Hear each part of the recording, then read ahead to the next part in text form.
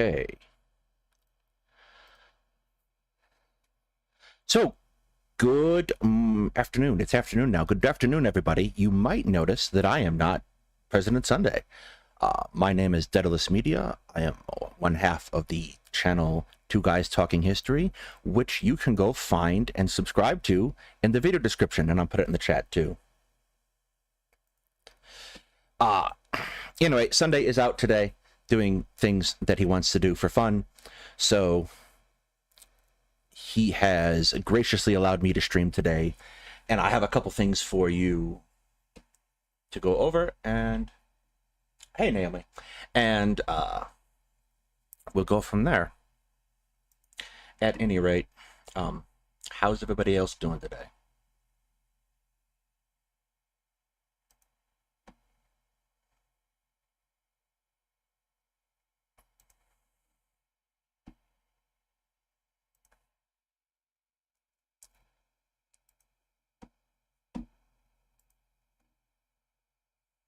Yes, it's shocking. I am not President Sunday.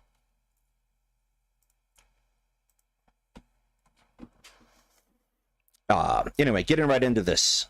We if you have been staying at my stream at all, you've noticed that I have developed a particular dislike of Ron DeSantis. A couple months back in June, DeSantis put in an order, rather enacted a law to make it more difficult for transgender youth and adults to access gender-affirming care. So by way of background, he was blocked and put it in effect in May and blocked in June. What DeSantis did is he had commissioned a study from the Florida Department of Health, which basically said gender-affirming care is speculative and not real. And what ended up happening is it got blocked. But last month, a report was issued out by a number of doctors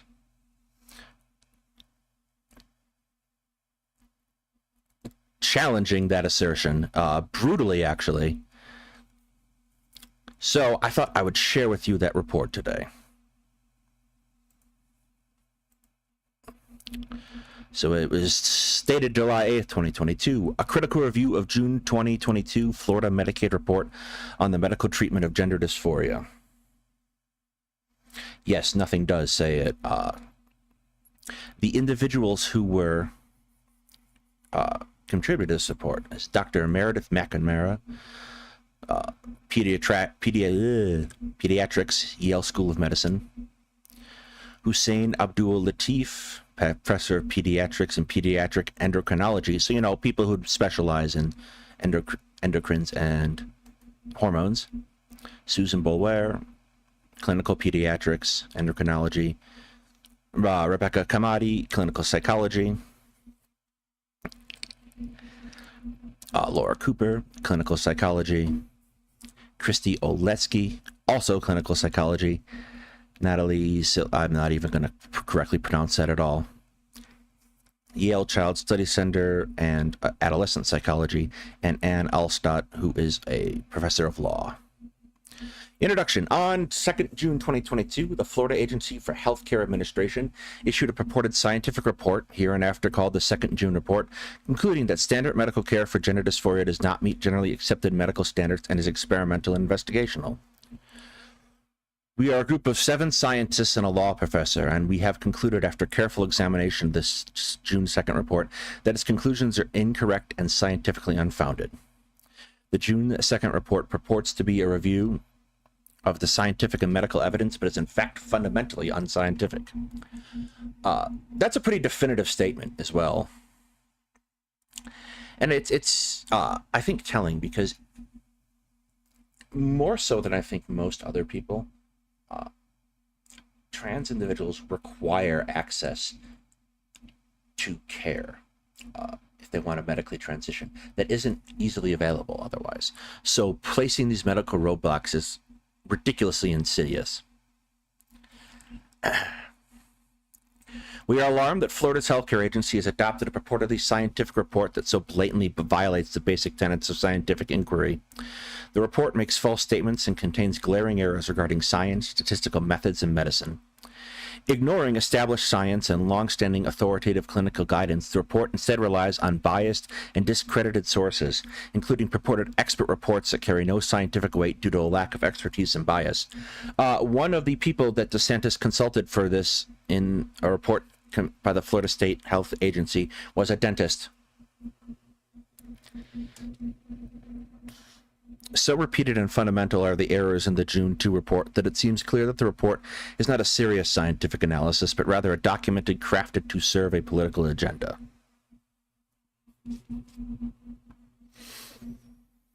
The AHCA has offered this June 2nd report as justification for a proposed rule that would deny Florida Medicaid coverage for gender dysphoria to people of all ages.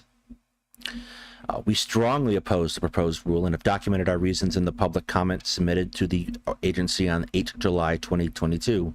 This report provides our detailed reasons for concluding the June 2nd report provides no scientific support for Florida's proposed action. The executive summary, let's skip down to the bullet points. Contrary to the June 2nd report, repeated claims medical care for gender dysphoria is supported by robust scientific consensus, meets generally accepted professional medical standards, and is neither experimental nor investigational.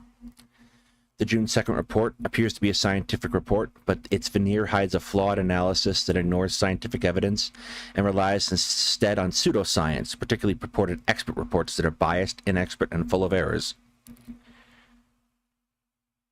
The claimed expert reports are written by authors whose testimony has been disqualified in court and have known ties to anti-LGBTQ advocacy groups. Nothing in the June 2 report calls into question the scientific foundation of standard medical care for gender dysphoria. The report makes unfounded criticisms of robust and well-regarded clinical research and instead cites sources with little or no scientific merit, including journalism, a blog entry, letters to the editor, and opinion pieces. He did, didn't he? The linchpin of the June 2nd report is an analysis by two epidemiologists that claims to undermine the scientific evidence supporting medical care for gender dysphoria. Their analysis is extremely narrow in scope and inexpert, and so flawed that it merits no scientific weight at all. The 2 June report repeatedly and erroneously dismisses solid studies as low quality. If Florida's Medicaid program applied the June 2 reports to all medical procedures equally, it would likely have to deny coverage for a widely used medication like statins, cardioprotective cholesterol-lowering drugs taken by millions of older Americans, and common medical procedures like mammograms and routine surgeries. Beg your pardon here, but who is the author and what is the context? The author is a list of 7 doctors, run back about 5 minutes. I read out their names aloud.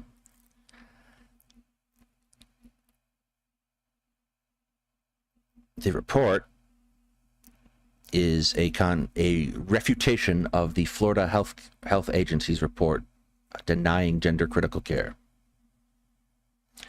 Yeah, I can do that.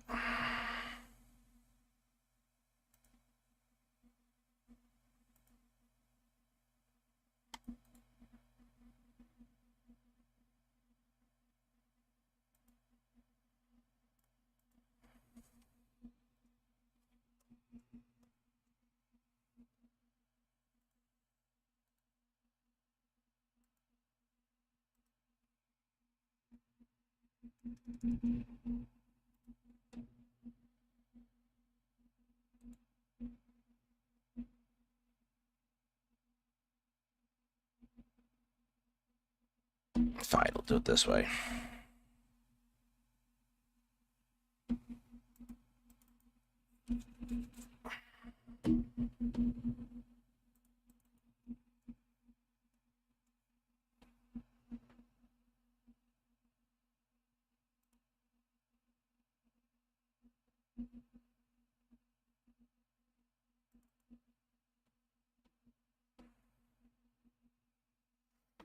Anyway, while that loads up.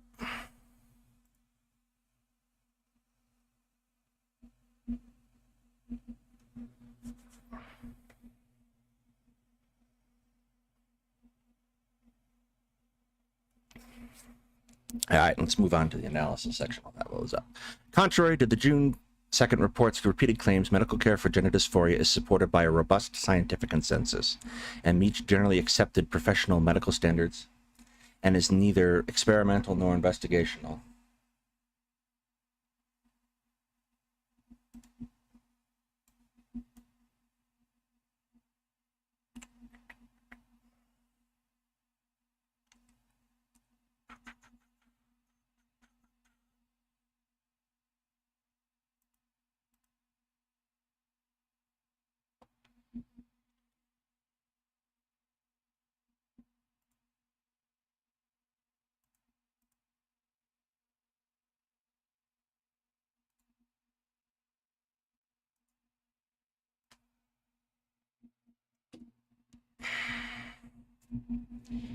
That should be the link there. The conclusion that medical treatments for gender dysphoria do not conform to a generally accepted professional medical standards and are experimental and investigational is demonstrably false.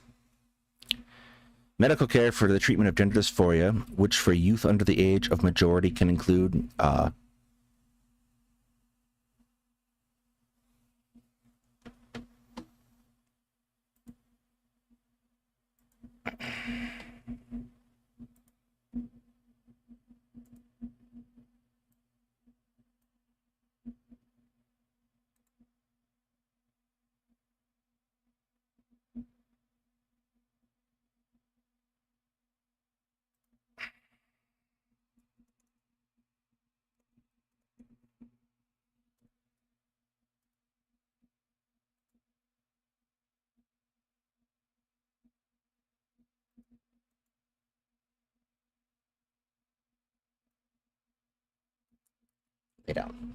lay down. For youth under the age of majority can include hormone agents or puberty blockers, and hormone therapy has been vetted and approved by international bodies of experts based on the scientific evidence.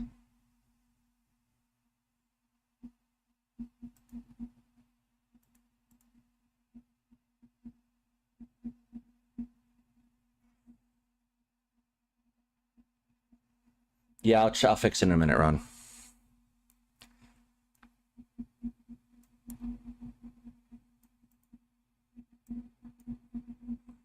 Two authoritative bodies of scientists, the World Professional Association for Transgender Health and the Endocrine Society, have published extensive clinical practice guidelines for the treatment of gender dysphoria. These clinical guidelines are based on rigorous structured processes that include a committee of scientific experts and peer review by additional experts.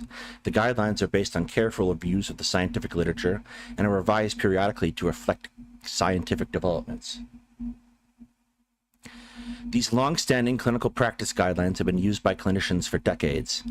WPATH issued its initial guidelines in 1979 and updated them in 1980, 1981, 1990, 1998, 2001, and 2012. The 8th version remains in process and incorporates systemic literature reviews and ample opportunities for peer review and revision. The original Endocrine Society guidelines were published in 2009 and updated in 2017. Reflecting this scientific and medical consensus, medical care for gender dysphoria has been confirmed as a standard of care by every relevant medical organization in the United States, including the American Academy of Pediatrics, the American Psychological Association, and the American Academy of Child and Adolescent Psychiatry. In 2022, these organizations united with the American Medical Association, the College of Obstetricians and Gynecologists, and other groups to file an amicus brief representing a total of 20 major medical societies. The brief reaffirms that puberty blockers and hormone treatments for gender dysphoria are standard medical care and opposes legal measures that would limit patient access to this standard care. The weight and volume of these endorsements across diverse medical specialties sharply contradicts the June 2nd report's conclusions.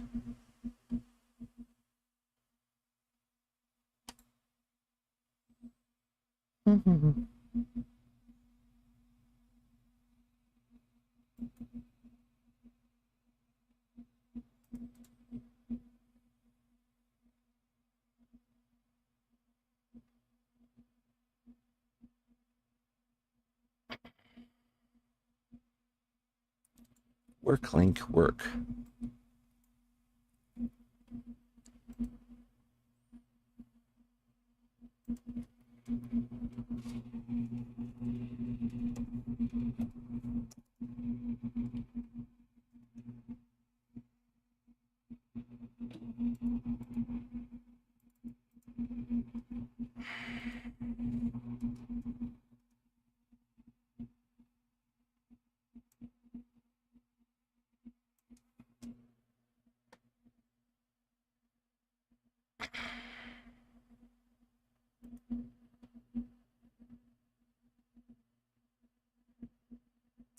What I should do is just stick this in the cathedral, and anyone wants to go read it can read it. That'll work. That'll temporarily solve the problem.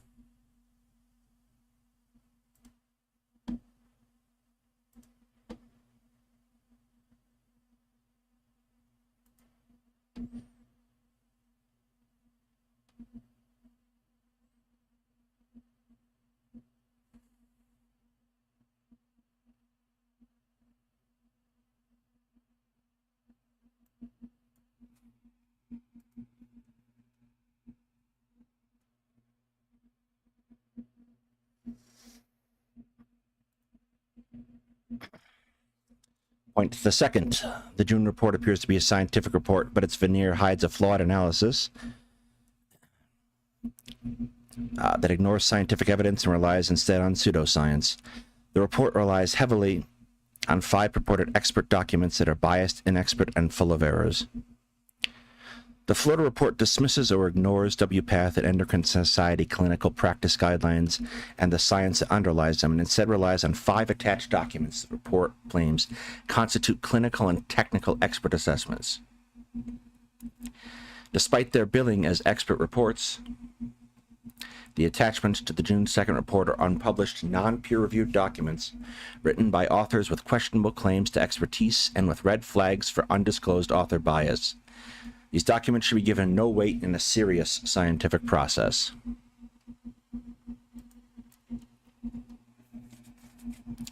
None of the documents attached to this June 2nd report meet the standard criteria for expert scientific investigations, because none is published or peer-reviewed. That would be in a medical journal. Publication and peer review are fundamental to science, as they ensure that a scientist's data and conclusions are open to scrutiny from scientific experts.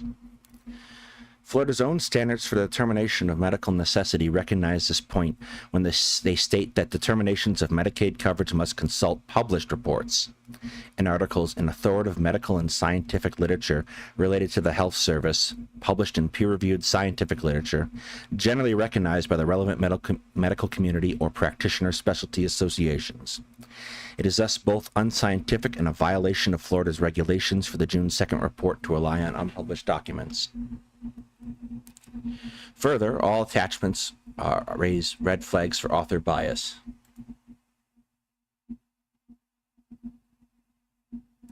Yeah, this is a pretty brutal takedown. Normally, academic papers are a lot more circumspect about these things, but like, there's a reason why this got cut down in court already and so quickly. The June 2nd report does not disclose how these experts were identified or what criteria their expertise was assessed. The opacity of the Florida process for identifying experts is particularly troubling because at least 4 of the experts have strong indications of bias. Further, the qualifications and credibility of 2 of the experts have been successfully challenged in litigation.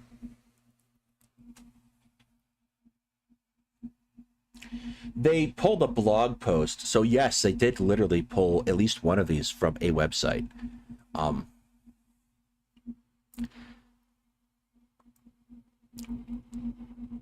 Two of the experts duplicate word for word or a very slight edits testimony that was offered, apparently for pay in litigation. So they pulled expert witnesses' testimony from a trial. The thing about expert witnesses is you basically buy the witness in a court, right? And you pay them, and they say what you want them to say. Both have connections to advocacy organizations that oppose LGBTQ rights across the board. The endorsement of these individuals as Florida's banner experts raises the appearance of bias, that the AHCA sought a preordained outcome and not a true scientific perspective. Adding to these, none of these authors provided a statement of fundings for conflict of interest. This omission violates a strong norm in scientific writing, which requires authors to declare any conflicts of interest. These include professional or financial arrangements that could call into question their independence of judgment. That strong norm also requires authors to disclose whether projects have been funded, and if so, by whom, and whether the authors have engaged in expert testimony. Without these statements, the Florida AHCA and public cannot detect biases that could affect the integrity of these written products. These are more than theoretical concerns. At least 4 of the attachments have notable indicators of conflicts of interest and bias. These are only 4 we examined in detail, and we do not imply that the other 1 is free from such bias.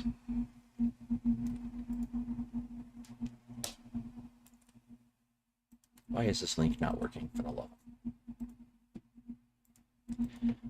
All right, we will worry about that problem later. The author of the document provided as attachment E is Quentin Van Meter, whose history indicates bias and lack of expertise. Although the AHCA presents Van Meter as an expert in medical treatment for gender dysphoria, at least one court barred him from providing expert testimony on the issue.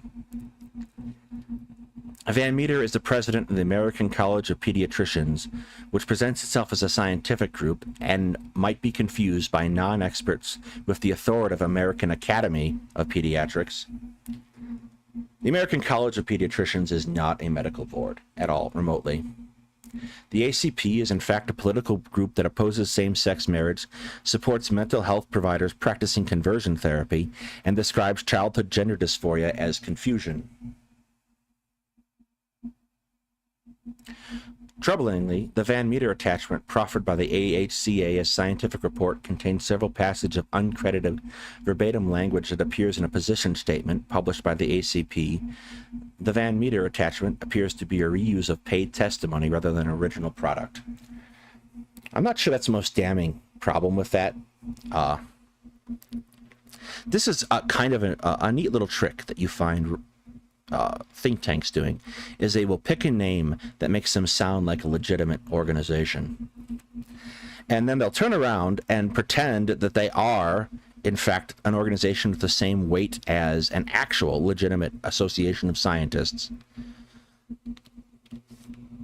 And then these things get picked up by state governments and used to craft legislation. In this particular case, specifically designed to limit people's access to medical care, and medical care that's obviously life-saving.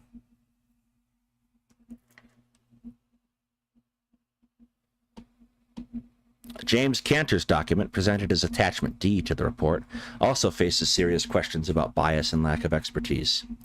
In a 2022 case, a federal court took a skeptical view of Cantor's purported expertise, noting the court gave Cantor's testimony little weight because he admitted, inter alia, to having no clinical experience in treating gender dysphoria in minors and no experience monitoring patients receiving drug treatments for gender dysphoria. Cantor's document is nearly identical to what appears to be paid testimony in another case, where Cantor's declaration was used to support legislation barring transgender athletes from sports teams. Troublingly, Cantor's appearance in that case seems to have been funded by the Alliance Defending Freedom, ADF, a religious and political organization that opposes legal protections for transgender people in same-sex marriage, and defends the criminalization of sexual activity between partners of the same sex. Isn't this considered fraud? I don't. As far as I could tell, Florida's medical board has a set of guidelines they have to follow, but they're not written into law. So it's not fraud, it's just bad science. And because it's coming from a state agency, it doesn't necessarily carry the same weight. But they get to set the guidelines and regulations anyway, because Medicaid is controlled at a state level, as opposed to Medicare, which is controlled at a federal level. Where Cantor's declaration was used to support legislation barring transgender athletes from sports teams. Troublingly, Cantor's appearance in that case seems to have been funded by the Alliance Defending Freedom. I did that. Because Cantor provides no conflicts of interest disclosure, readers cannot ascertain whether Florida's AHCA also paid for Cantor's report and whether Florida officials were aware that the Cantor report reused his work for apparently the ADF. I don't. On the one hand, I imagine he probably was paid for the testimony, but at the same time, he might not have been on account of the fact that it advances their political goals pretty effectively in Florida. Romina Brigade Peterson is one of the two authors of the document provided as Attachment C. Although Peterson claims to have no research interests in medical care for transgender youth, she has conducted research for the Society for Evidence-Based Gender Medicine. Although SEGM claims to be an international medical society, it is actually an activist group that opposes standard medical care for gender dysphoria. There's a lot of money. There's a whole lot of money in being against trans people. I wonder where that's coming from. It is actually an activist group that opposes medical care for gender dysphoria. The SEGM has no publications or conferences and seems to consist solely of a website created by a small group of people with limited or no scientific credentials or clinical experience. The site presents a cherry-picked collection of studies and narrative content that is full of scientific error. So they just basically got together and picked up anecdotes. Well, yeah, it happens a lot, especially because what ends up happening is you get this system wherein each individual state will start fielding all these pieces of legislation. I think it's up to something like 500 this year alone of anti-trans legislation. And each one is going to be put forth by a think tank and done slightly differently, so they can basically bombard courts and see which one sticks, and then rewrite the legislation and do it again. It was a lot of that is what you saw happening with abortion activism or anti-abortion activism. Patrick Lepart, whose document is attached to the June 2nd report as Attachment F, has been disqualified as an expert in a recent federal court decision in North Carolina. The judge found that evidence calls Lepart's bias and reliability in this serious question, and noted that Lepart has worked closely with the ADF, again, and has actively lobbied for legal bans on medical care for transgender youth. The judge gave no weight to his testimony about informed consent in that case, finding that it was unsupported by scientific evidence. The judge also found that Lepart has provided the court with no data or methodology used to draw his conclusions that surgical treatment for gender dysphoria has never been generally accepted by the relevant scientific community. The linchpin of the report is the analysis by Briganardello, Peterson, and these people's last names, Jesus. We're coached the BPW document provided as Attachment C, which purports to be a comprehensive review of medical scientific literature for gender dysphoria, but is in fact extremely narrow in scope and so flawed that it merits no scientific weight. The document, unlike the other attachments, is an unpublished, non-peer-reviewed document.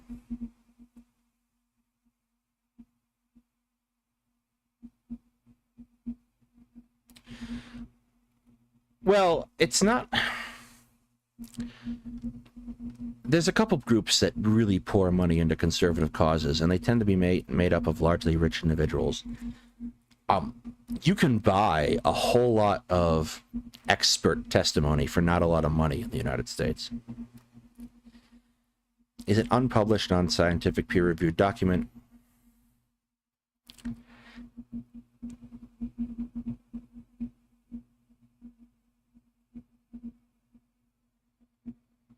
Well, think about it. Religious groups aren't taxed. They can effectively pull in donations for whatever they want, not tell you what it's about, and put it out elsewhere. There's not a whole lot of back-end accounting that happens the same way. And political action groups, they get money from anonymous donors and then put it out wherever they want to put it with no real oversight. It's very hard to end up tracing that money specifically because of things like Citizens United. At least here in the United States. I can't say the same for Great Britain.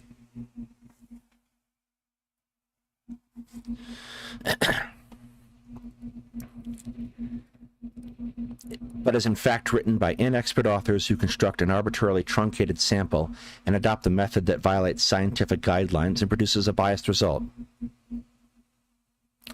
The authors describe their findings in deceptive language and jargon predictably misled the reader. Our review shows that nothing in the BPW document calls into question the scientific foundations of WPATH and Endocrine Society clinical practice guidelines.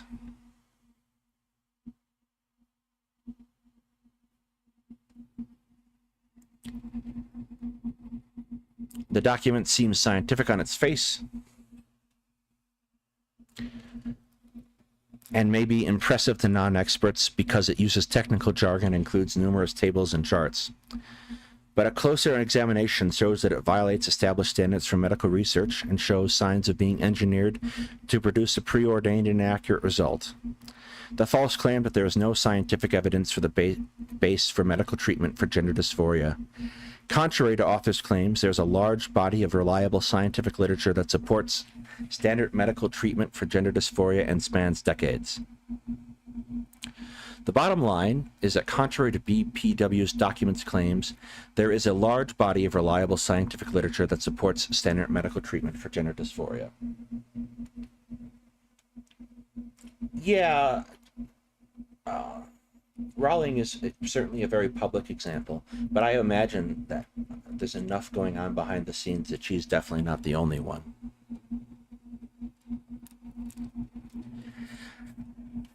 The BPW document purports to be a scientific review of medical literature for treatment for gender dysphoria, but the document, like other attachments, the June 2nd report, is not published or peer-reviewed, and its design and execution raise numerous red flags for bias. Here we describe just 4 of the notable defects that undercut entirely the document's claim to objectivity and sound method. First, neither of the BPW authors are experts in medical care for gender dysphoria, as neither are either as researchers or clinicians. One author, Peterson, has not previously studied the subject except for her work in ideological organization, SEGM, noted just above. Her only clinical experience appears to be in dentistry. There's our dentist. The audacity of picking a... All right, we're back. For an endocrinology paper is really incredible. The other author is a junior researcher, a postdoctoral fellow with no prior experience or research or clinical experience in the field.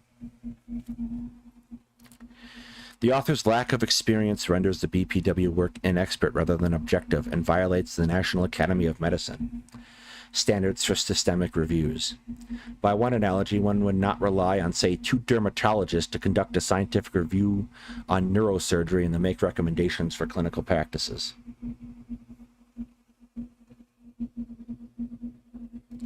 You're fine. Lay down. Yeah, good boy. Sorry, talking to the dog.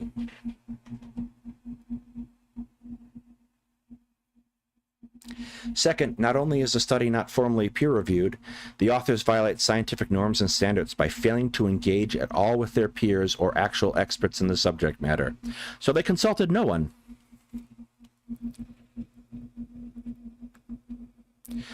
Some of this language in the report is, yeah. Ugh. Some of... Don't even joke about... Yeah. Some of this language is very much repeating, like they're hammering the point home. What? You are fine.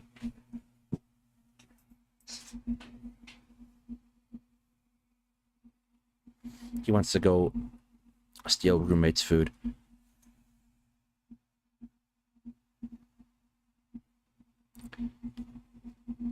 The document has a patina of scientific expertise. It invokes the respected grade standards for rating quality of studies, and it occupies many pages with tables and technical specifications.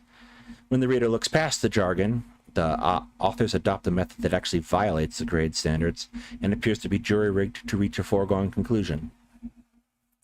They convey their conclusions in misleading language.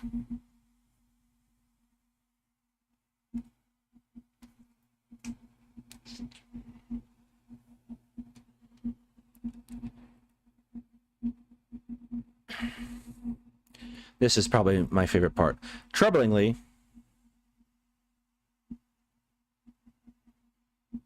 yeah, so the report is saying that it's designed to be is accidental, probably to avoid legal problems, but the implication is that it's very clearly purposeful. Troublingly, the authors also embed in the middle of their document an unjustified decision to limit their analysis to studies published from 2020 to the present, and their project has strong indications that it was a rushed work. They disclose a prioritized study from the last 30 months, 2 full years, plus 4 months into 2022, but they do not defend that priority. The reader is left to wonder whether this truncation served to only help the authors produce their analysis in what was apparently a very short time frame. The truncation of the literature sample to the period from 2020 to early 2022 is worrisome because that period coincides with the worst global public health emergency in generations. The pandemic disrupted many institutions, straining the healthcare system and putting immense pressure on clinicians. It is very likely that the pandemic stalled the production and publication of non-COVID research during this period, calling into sharp questions BPW authors' sampling strategy. The sample is also questionable because authors chose, without justification, a small subsection of databases to search and likely have missed important literature as a result. Specifically, they chose not to source from important databases such as Embase, PsycInfo, Web of Science, Scorpius, and Cochrane. They also limited their scope to works published in English only, an exclusion that can introduce bias. On the one hand, yeah, that sucks, but on the other hand, access to public journals is expensive. So if they weren't actually university researchers, they wouldn't have access to them to begin with. And they probably don't know that these things exist because, again, these are a dentist and a postgrad or a postdoctoral candidate.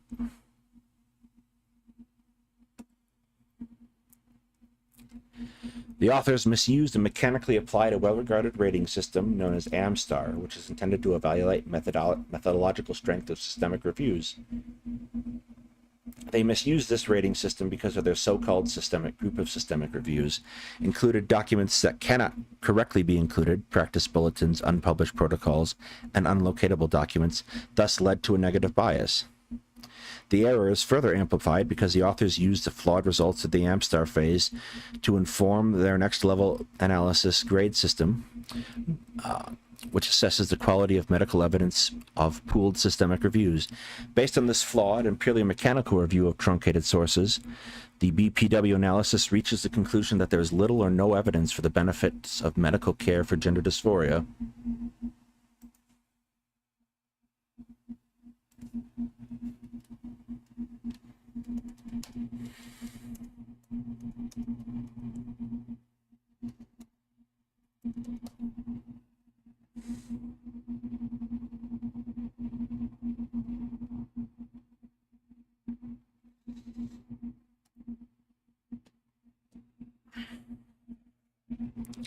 The analysis is highly deceptive because it dismisses nearly all existing studies of medical treatment for gender dysphoria as low quality, without explaining this as a highly technical term and not natural language condemnation of the studies.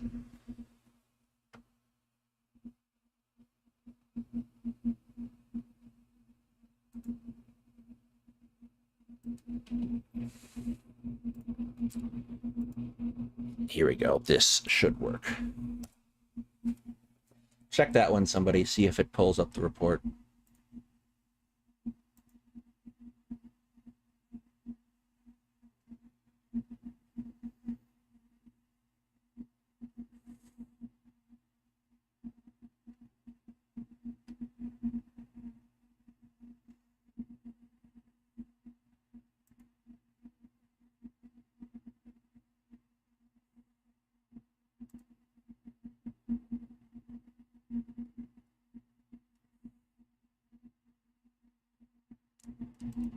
It does not.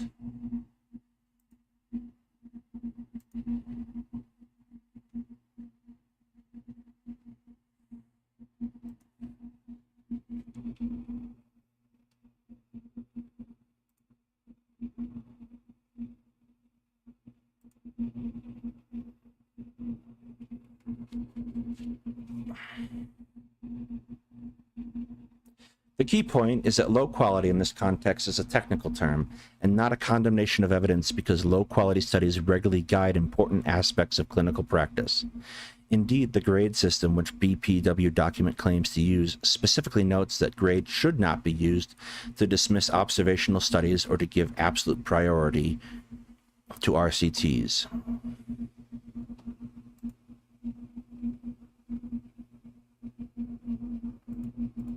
Yeah, it's 2 links in. I'm going to find the other link.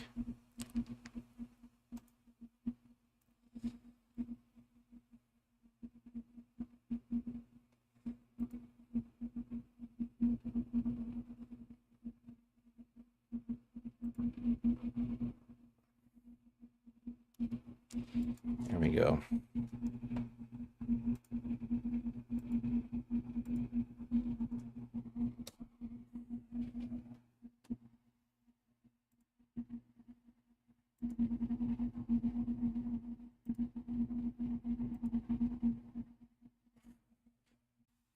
That does not contain RCTs is low in quality. Had they begun, as they should have, with a literature review of the evidence on puberty blockers and hormones, they would see that the evidence consists primarily of observational studies, for the good reasons listed below. Thus, the 30 pages that it takes the authors to lay out their methodology is misleading. A knowledgeable reader would know that if there is few or no RCTs in literature, then BPW's technical conclusion is foregone, and as importantly, is not a sound guide for clinical recommendations. Yeah, that should be it. Put in simpler terms, if we coded apples as high-quality fruit and bananas as low-quality fruit, then any fruit bowl that has only bananas would predictably be technically coded as low quality. But that technical conclusion conveys very little information without context. For example, if no apples exist, then bananas may be a nutritious choice.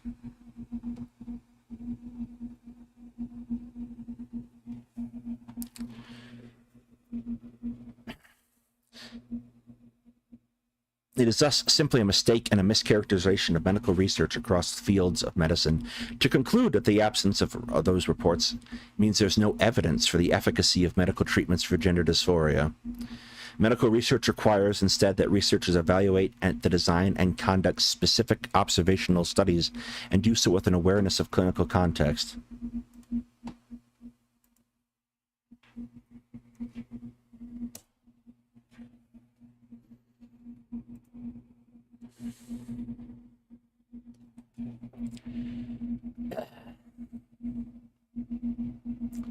We're almost done here, about halfway through. The report reflects a faulty understanding of statistics, medical regulation, and scientific research, and repeats discredited claims and engages in speculation and stereotyping without scientific evidence. In its opening words, the June 2nd report makes an error that is repeated throughout the document. Studies presenting the benefits to mental health, including those claiming that services prevent suicide, are either low or very low quality and rely on unreliable methods such as survey and retrospective analyses, both of which are cross-sectional or highly biased. As we document in section 2B above, this is an outright mistake. This is the same mistake they made before about using the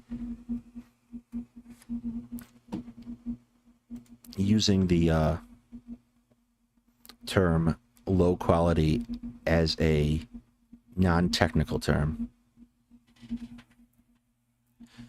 Like the BPW document, the June 2nd report thus relies on a deceptive use of technical terminology that is at odds with the standards used in medical research. It simply is not and cannot be the case that all clinical recommendations must be based on RCTs. Many areas of medicine do not lend themselves to ethical or practical RCTs. It is unethical to conduct an RCT when randomizing a patient to a control group that would cause harm by denying treatment of known efficacy. So you can't give placebos to people if the treatment is known to help. It's quite common for the medical community to adopt important consensus clinical practices supported by observational studies alone. For example, observational studies, notably the famous Farmington Heart Study provided the framework for clinical practice guidelines in prevention and treatment of cardiovascular disease. Yeah, ethical to have a placebo group. So what they do is they put you all under observation. You go to the doctor, you go to your cardiologist, and they take notes over time. They do tests and echocardiograms and all that jazz. So, like, the exclusion of certain data is designed to give a layperson the impression that the data provided thus far is unreliable. It is, in short, intentionally designed to take away treatment options. I'm not going to read the entire thing on the cardiovascular health because that is, you know, not exactly pertinent, but you get the idea. You have multiple ways of conducting scientific studies, and the reason that these are conducted by expert groups and not, you know, dentists conducting studies for endocrinology is because they don't specialize in those things. Which gets back to a point about specialization that's been made on this channel many times before. Thus, the June report not only relies on biased and methodologically flawed evidence, such as the PPW document, it often misuses scientific terminology in an effort to mislead readers to support unwarranted conclusion that medical treatment for gender dysphoria is experimental. The June 2nd report cites sources with little or no scientific credibility. No, Sunday is vacationing, I think? We came up with this plan at midnight. I'm not sure what's happening. The June 2nd report repeatedly cites sources with little or no scientific credibility, including journalism, a student blog, a website, and letters to the editor. None of these things are peer-reviewed.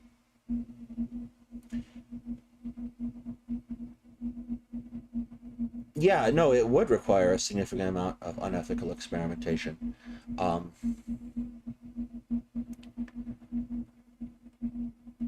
But they don't want to do that experimentation anyway. They just want you to take this information and simply not do the tests at all, which is devastating for people who are seeking this care. Like, it literally can cause people to consider drastic terminal actions. Terms of service is fun. At the same time, the reports make baseless or exaggerated criticisms of solid studies. The report's objections to those studies incorporate mistakes about basic statistics and often misrepresent the aims and findings of studies. Here we offer several examples, but the problem of selective and ungrounded criticism permeates the June 2nd report and further undermines its credibility. I will say thank you to Lakeside Miners on Sunday's behalf.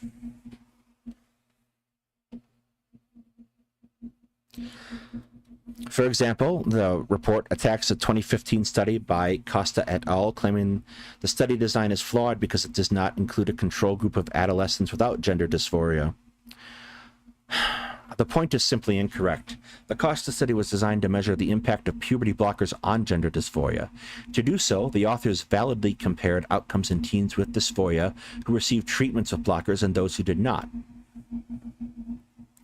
They were able to do this ethically because the control group of teens who received psychotherapy but not puberty blockers were not yet eligible for blockers or were eligible but chose to delay or forgo blockers. The study found that puberty suppression was associated with improvements in psychosocial functioning.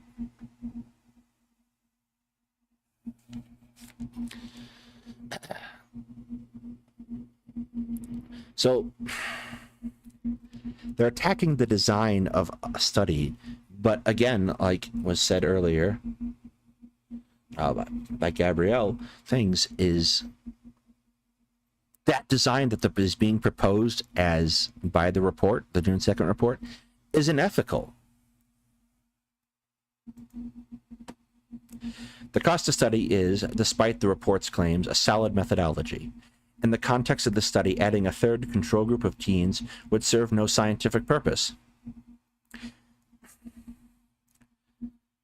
Yeah, because if you have two groups of people with gender dysphoria and a group without gender dysphoria, they don't function.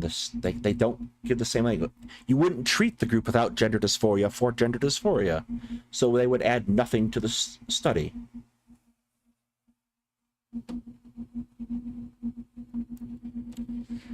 Further, the report also criticizes Costa for relying heavily on self-assessments, but this is a wildly off-base criticism. Costa et al. Measures psychosocial functioning using a widely used and accepted instrument, the Children's Global Assessment Scale.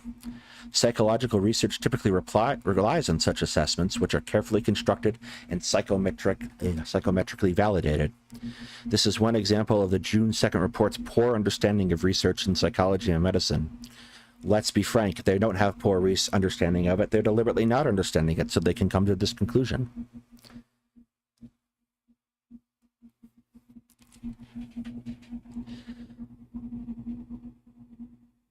In addition to these glaring errors, the June 2nd report's criticism of Costa makes an even more fundamental error.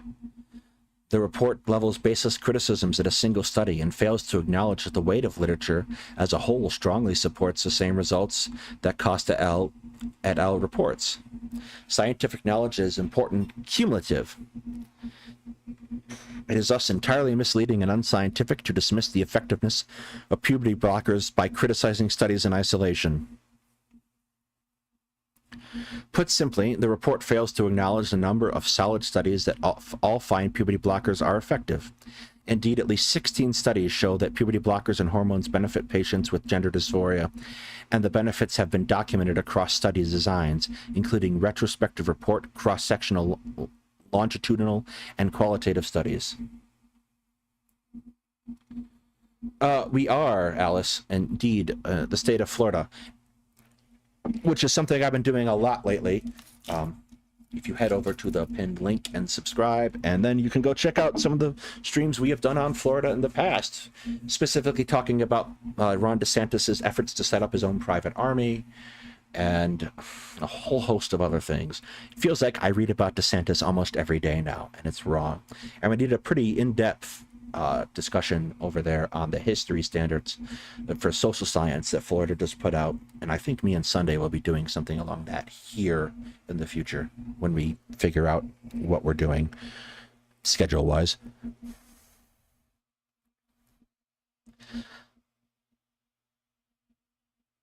This brings up another study that they have pulled out of context.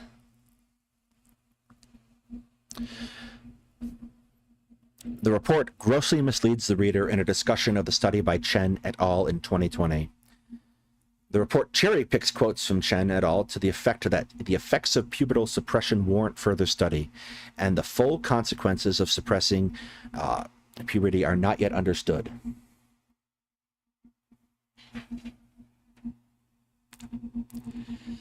These criticisms are misapplied because the Chen article is not a substantive study of the effects of puberty blockers. Instead, it is a consensus parameter, which is an article that uses a structured methodology to consult experts to develop a research agenda for further studies. So the initial report of intention of the paper they are citing is to come up with a methodology for future studies, as opposed to coming to any conclusions of its own. I think there is a point in going over it, if only to understand the methodology behind which you are being lied to by Republicans.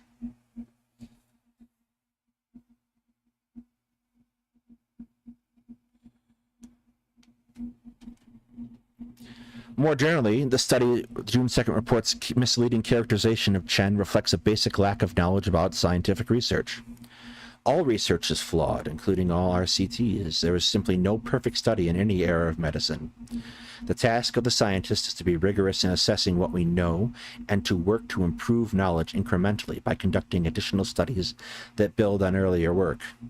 That's why the scientific method is taught to kids as a circle, because you have to start over again and do more work. It's iterative.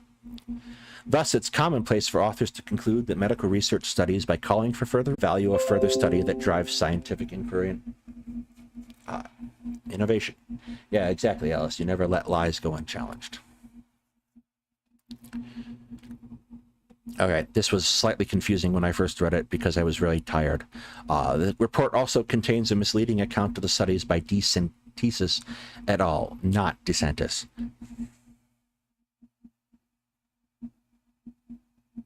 Yeah, Bluestone, I'm going to be going over that later on too. The June 2nd report, not today though, it's going to be a long day as it is. The June 2nd report also contains a misleading account of the study. DeSantis finds that blockers are generally safe and well tolerated in children and adolescents, and that most drug reactions were mild. The report, also misleading and without foundation, cites the piece as raising questions about whether off-labels used to treat psychological condition gender dysphoria is worth the risks. The attribution is bizarre because the report in question actually supports the use of puberty blockers by finding them safe and with only rare side effects, and do not offer any evidence to suggest that the risks are higher in the treatment of gender dysphoria.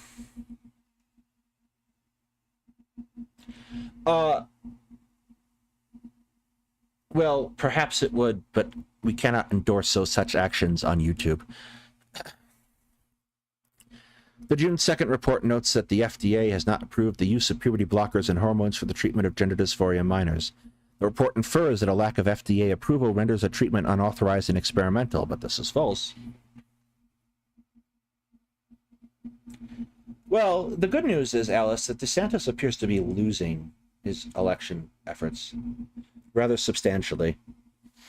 So, like, he's going to go back to screwing up Florida for very long, not very long, because I don't think he's going to go into next year for the Republican primary. He's just getting creamed by Donald Trump right now. In fact, Ron DeSantis is getting so desperate, he's considering getting indicted himself. Which you could probably do over that stunt he did where he shipped off refugees to Martha's Vineyard without telling them, and by abducting those people in the first place. You could probably put him in prison for that. I can't imagine that's legal.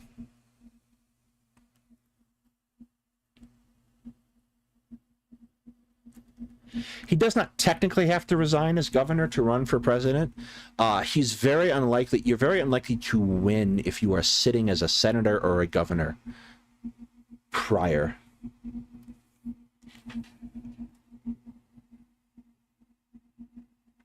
I hate when they say we need long-term studies of puberty blockers because...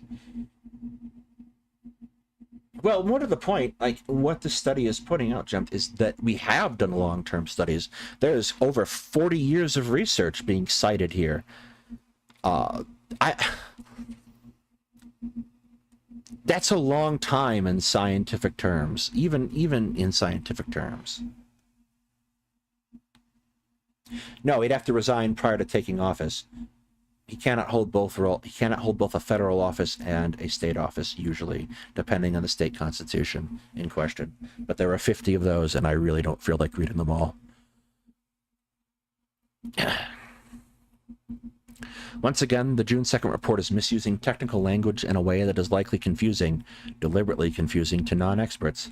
The term off-label has a very specific meaning. A drug is off-label if the FDA has not specifically approved a particular medication for particular use in a specific population.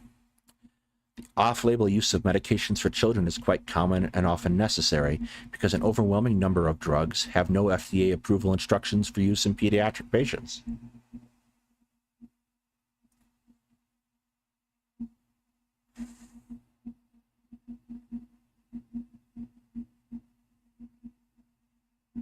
Well, let's be frank. I don't know if you've been watching Ron DeSantis' campaigning much, but he is unnaturally bad at connecting with people.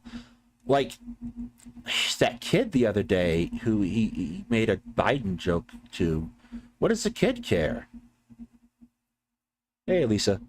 What does the kid care? Or he went to New Hampshire, which is a bastion of... early politics, and he's like, we're going to go slit throats about talking about the federal bureaucracy. Like, who uses that kind of language for job cuts? Like, there's this aggression that Ron DeSantis has that's just strange. Like, it's not endearing.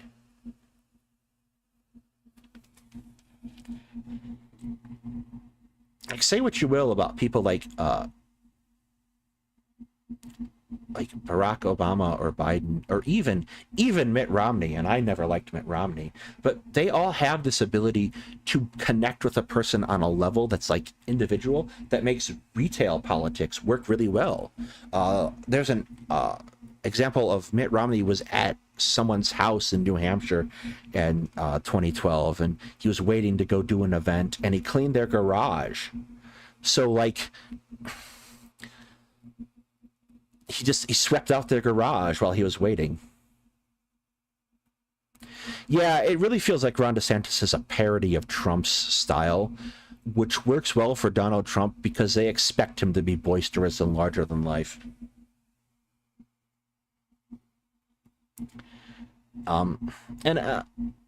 Again, it's early. Making election predictions is probably silly. At least till we start hitting next year and start actually having voting, because polls not out this far are ridiculously inaccurate. Yes, I'm being stun locked. I'm going to get back on this. The lack of FDA approval does not imply that the use of medications should be restricted. There is a consensus that off-label use reflects a product of burdensome and expensive regulatory process. Pharmaceutical companies often lack financial incentives to support research required for FDA's approval for specific use in children. So capitalism kind of screws us there, doesn't it? The American Academy of Pediatrics, recognizing these facts, specifically authorizes the off-label use of drugs. The purpose of off-label use is to benefit the individual patient. The practitioners use their professional judgment to determine these uses. As such, the term off-label does not imply an improper, illegal, or contraindicated or investigational use.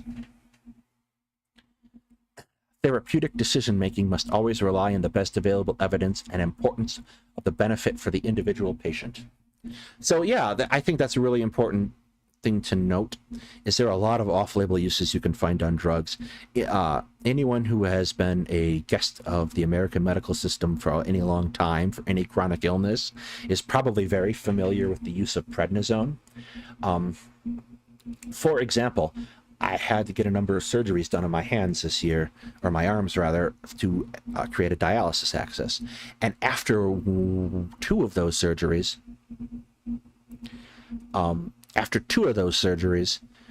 I had lost a significant amount of function in my hand. I don't even know who that is. I lost a significant amount of function in my left hand, and I had to undergo some therapy to get it to work again. But at the same time, the neurologist prescribed prednisone, which is a steroid, and it's also incredibly commonly prescribed for kidney issues in the first place. So like, prednisone is a pretty common drug that's used for a whole bunch of things that aren't necessarily labeled by the FDA.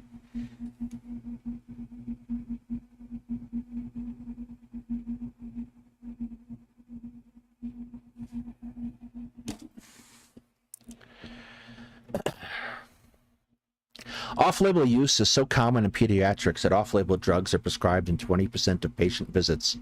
Combined hormonal contraceptives or progesterone-only contraceptive methods, which are approved on-label for contraception, are also used off-label to treat heavy menstrual bleeding, which could be due to a bleeding disorder, a delay in normal pubertal maturity, or a variety of other conditions. In other words, they're saying they use birth control for non-birth control purposes all the time, which is something that has been noted by many advocates. Who are opposed to contraceptive banning of contraceptives.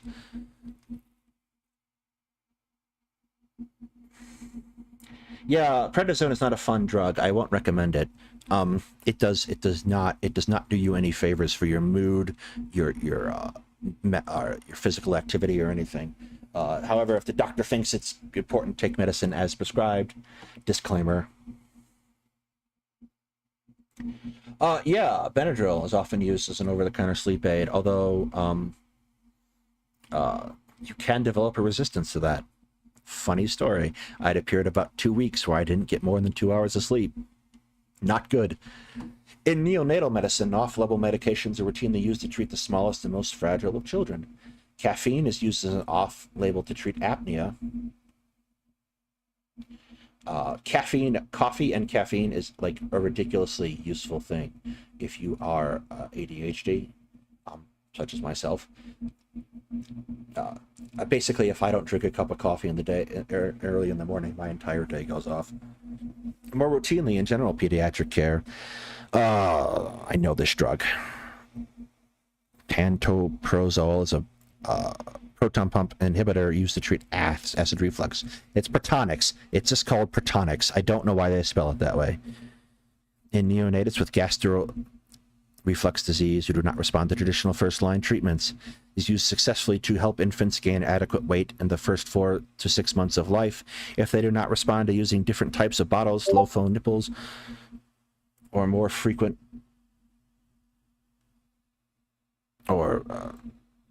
slow flow nipples or more frequent and lower volume feedings.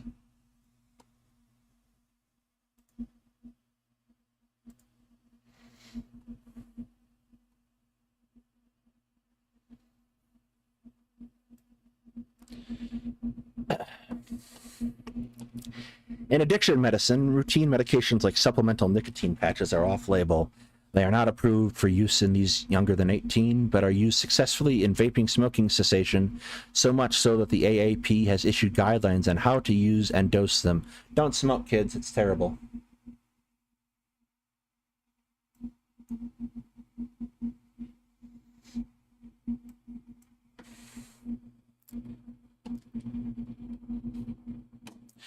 Finally, the June 2nd report also notes that testosterone is a controlled substance and is subject to risk of abuse, but once again, this is misleading. The inclusion of testosterone on the schedule of controlled substances reflects the misuse of the drug by some individuals and communities, weightlifters and athletes, for example.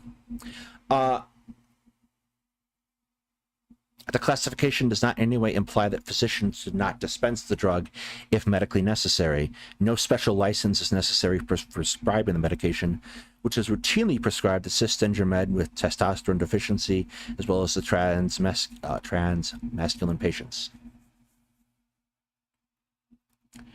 The report falsely claims that medical care for gender dysphoria is provided to a large percentage of children who will come to regret their treatment.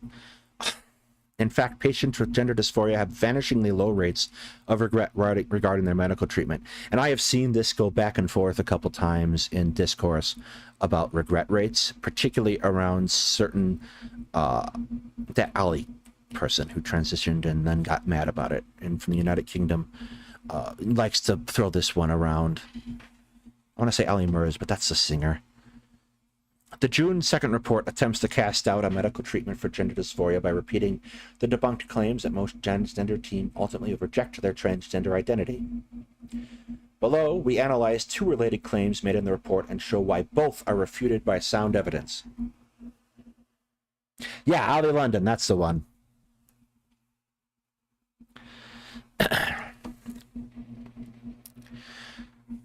First, the report claims that the majority of young adolescents who exhibit signs of gender dysphoria eventually desist and conform to their natal sex. This is false. We have refuted this claim in detail in prior work, addressing similar claims made to support medical treatment bans in Texas and Alabama. The key point is that adolescents with gender dysphoria rarely find their dysphoria resolves without treatment, because medical treatment for gender dysphoria begins only in adolescence, and only if medically necessary for gender dysphoria. Medical treatment is thus provided only to a group known to be quite stable in their gender identity. In other words, you got to jump through a whole bunch of hoops to even get to the point where you're getting this treatment in the first place. Oh, I don't know anything about that meme. I try to avoid that particular topic like the plague. The authoritative WPATH and Endocrine Society Clinical Practice Guideline contains measures to ensure medical treatment is administered only when necessary, as part of the process of diagnosis and treatment. Clinicians take care to explain to the youth and their parents the risks and benefits of treatment, as well as the risks and benefits of no medical interventions. Yeah, prednisone is... at least that's my understanding, is it's used in chemo to help control certain things. Like prednisone, to be perfectly fair, I have been a kidney disease patient now going on 15 years, 16 years, give or take. I forgot the math. Anyway, prednisone gets prescribed for virtually everything. The other thing that doctors love to prescribe a lot, that for various treatments, particularly when there is less than a less than clear treatment path, is high dose fish oil, which, by the way, is ridiculously expensive. Second, the June 2nd report claims without citation that roughly 8% of transgender people decide to return to their natal sex for reasons ranging from treatment side effects to more self-exploration that provided insight on the individual's gender dysphoria. This 8% figure is not large, but it nevertheless is an overstatement of the percentages found in scientific literature. Solid studies show very low percentages of regret, typically under 1%. Yeah, even if... Yes, there was a coup, Andrew. I'm now in charge. Even if the number was 8%, 8% of the total trans population would be negligible, ultimately. That would still leave 92% of people who would be helping.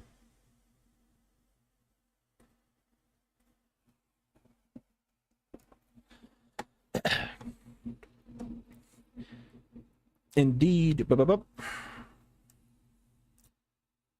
The June 2nd report offers as general evidence for its claims about regret only a 2021 study by Littman, but the Littman study cannot establish how prevalent it is for transgender individuals to reject their transgender identity.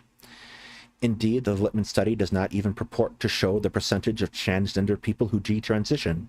Instead, it simply asked 100 people who self-identified as detransitioners about their reasons. So it's a survey. It's a survey with a sample size of 100 people.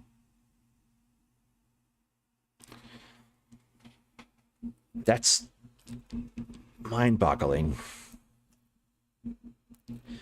Using Littman's study as evidence for widespread regret is akin to saying that giant pandas are common because if we search, we can find 100 of them. Exactly. 100 people is not a large sample size.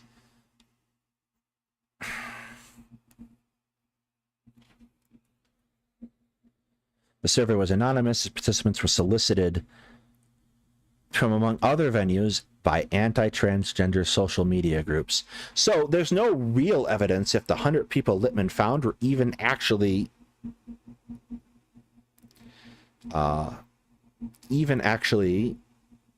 detransitioners in the first place. Admiral General Daedalus, your Aladdin in me is very Aladdined. Finally, the June 2nd report makes a flagrant error in conflating detransition with regret. In addition, the Littman study is unscientific in describing a very likely diverse group of people as detransitioners. She defines detransition as discontinuing medications, having surgery to reverse the effects of transition, or both. Discontinuing medication would have to be radically different. Like, wouldn't it, by definition, not be the same thing as detransitioning? You're stopping transitioning, you're not undoing it.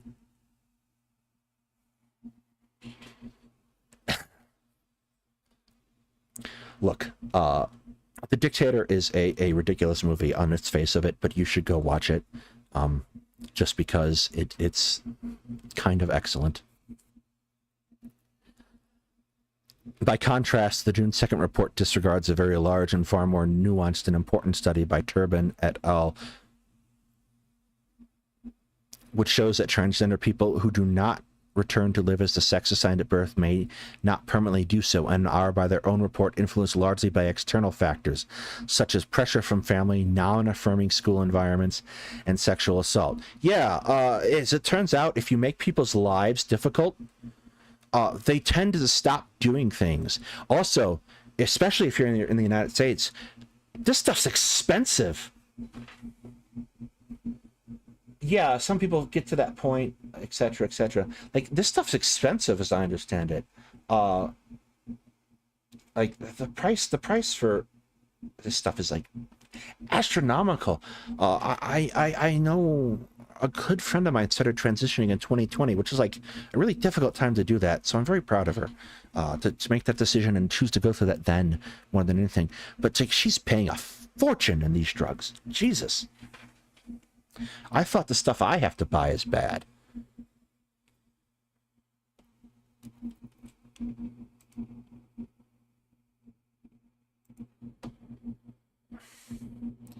The June 2nd report claims that social factors may be contributing factors to gender dysphoria, citing as evidence a single discredited study by Littman.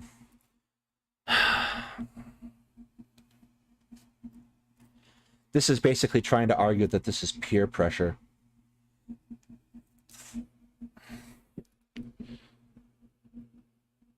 That causes people to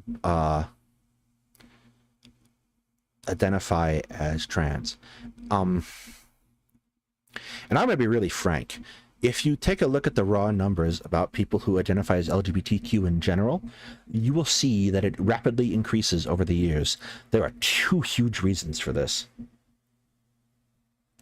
Two huge reasons for this. The first is the AIDS epidemic in the 80s was devastating to the LGBTQ community. Like, it caused a very sharp decline in population. The second is one of these things that I learned when I was living in Chicago. In fact, where I was living in Chicago was Boys Town. So I got to meet a whole bunch of people, older LGBTQ people, who were very happy to talk to us about their stories about living through the 70s and 80s and 90s. It's simply like, if you wanted to be active in those communities, back then, you basically were a spy. You're like going up to doors, knocking on them and saying secret codes. It was just not openly done. It's a huge change in culture from then to now, especially in the last 13, 14 years. Yes, there's definitely a noticeable lack of older gay men.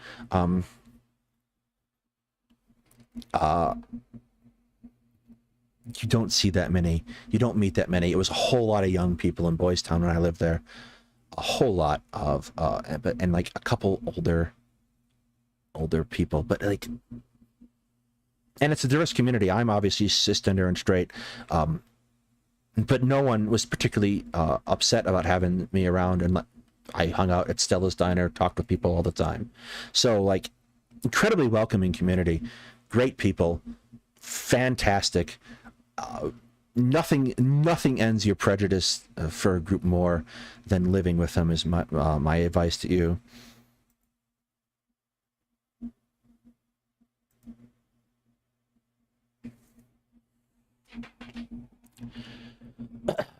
Again, I'm being stun locked. Anyway, moving on. W. Path, among other authorities, has taken a skeptical view of Littman's claim, and the study has been criticized for serious methodological errors, including the use of parent reports instead of clinical data and recruitment of its sample of parents from anti-transgender websites. Yeah. The journal of publication required an extensive correction of the original Littman article because of these misstatements. Such a correction in reputable, peer-reviewed academic journals is only taken when a panel of experts, in retrospect, came to recognize the methodological flaws of the original study and conclude that it would be unscientific to allow the original published findings to stand. Yeah, that doesn't happen often at all in any peer review setting. Almost like corrections are very rare. Corrections where the author itself doesn't correct, it's very rare, because you are under so much pressure when you're publishing to get the thing right the first time. Like, spend some time on history Twitter and you'll find everyone complaining about reviewer number 2. It's just a thing. Also I'm going to take a hot second to stop shilling. Two Guys Talking History is 1 subscriber away from 200. Who's going to be the big 200? Yes, exactly. The Littman study appears to have come from a bunch of parents that they found on anti-transgender websites. Littman's sensational hypothesis has been widely covered in the press. That's another thing. Scientific press sucks. Like, it will come out with a thing in a headline, policy being driven by sensational headlines.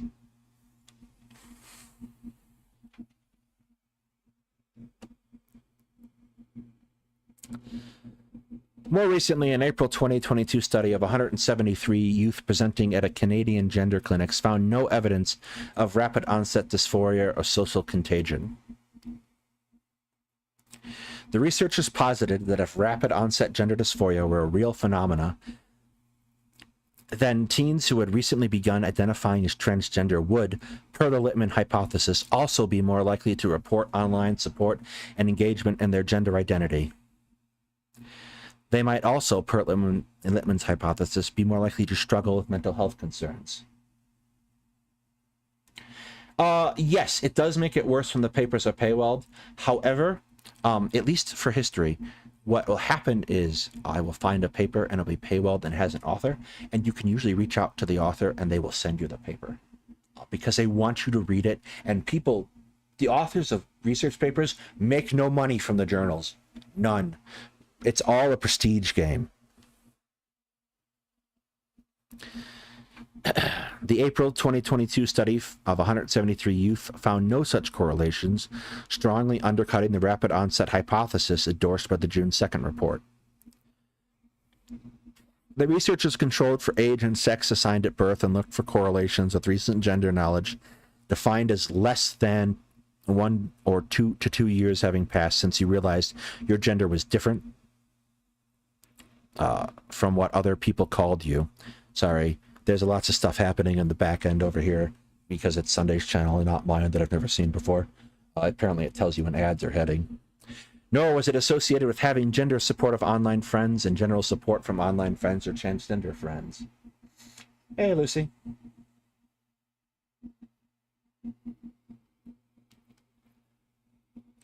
Data does not substantiate that younger people today are more likely to identify as transgender than are older people, but this does not substantiate the idea of social contagion. Data does substantiate. There we go. Yeah, it's not like this is a new concept. In the 80s, there was a television show that actually did a reasonable job for airing in the 80s. Called Night Court, and what Night Court was a comedy. It's recently been revived. It was a comedy with the magician Harry Anderson, who plays the judge, and then you have John Larroquette. They have an episode where a friend of Dan, John Larroquette's character, an old college friend, comes back, and she has transitioned. She has transitioned since they went to college together. And Dan, who's kind of a pig, no, he's very much a pig, is taken back by this whole thing, and gets, what's the word? She calls it snippy. Gets snippy about it all, and the episode kind of ends on a for the 80s, a fairly progressive note. It's definitely, those are my Windows noises. It ends on a fairly progressive note. It's actually worth going to swag the episode. It's called Dan's Friend, I think. Best of Friends, that's it.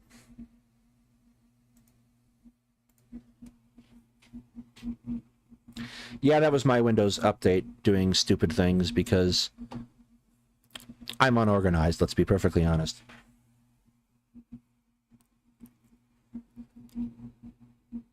Further, the data does not show a massive waves of transgender identity even among teens.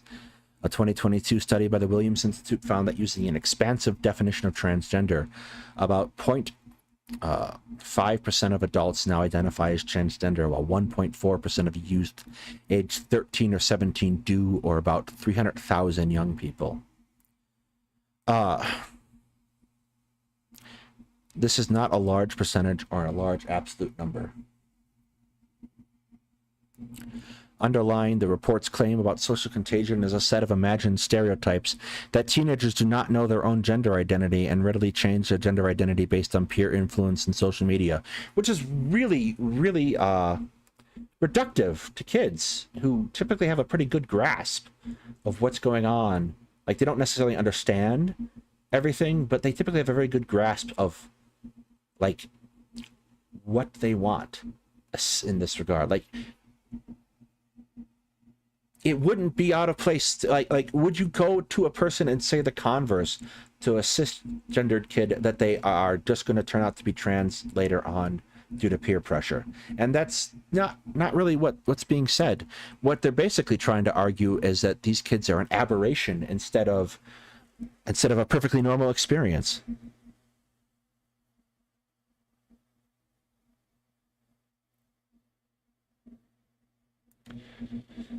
Well, yeah, that's an excellent point, Sophie, is like people who are LGBTQ associate with one another a lot. Like these groups tend to bond in really interesting ways. They tend to bond with each other more than anything else. I think the phenomena that I've heard described is as found family. Like this idea of forming groups around who is similar to you and who will support you, and like that's not dissimilar than the way like kids who aren't LGBTQ form groups. They form groups with people who will support them. It's the same behavior, but it's wrapped around identity in a way that seems unusual, but isn't really at all unusual. Like, if you're a kid and you're a theater kid, you hang out with other theater kids. If you play football, you hang out with other football players. That's how communities form, by shared experience. So, like, if you're in a position like you're an LGBTQ kid and you're ostracized, you're going to naturally gravitate to other people like you and form a group together.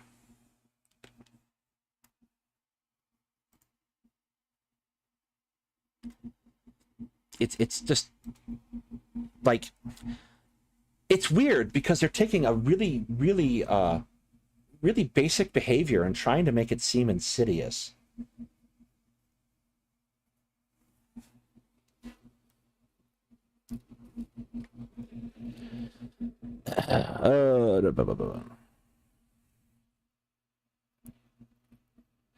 These stereotypes contradict the scientific understanding of gender identity formation.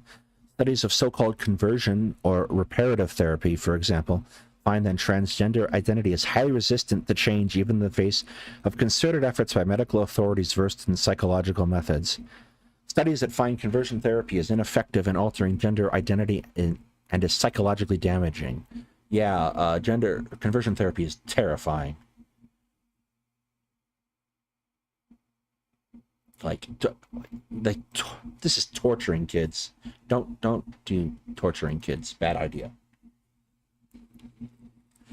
The June 2nd report speculates because a high proportion of youth receiving medical care for gender dysphoria also have a behavioral health disorder. Available research raises questions as to whether the individual's distress is secondary to pre-existing behavioral health disorders and not gender dysphoria. In other words, it is speculating that gender dysphoria is not real, but is rather an imagined byproduct of underlying mental illness. Again, gender dysphoria, like dysphoria is not uncommon.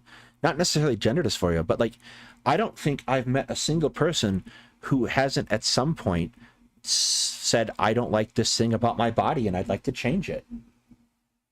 Like, dysphoria is very common in people as a regular everyday thing.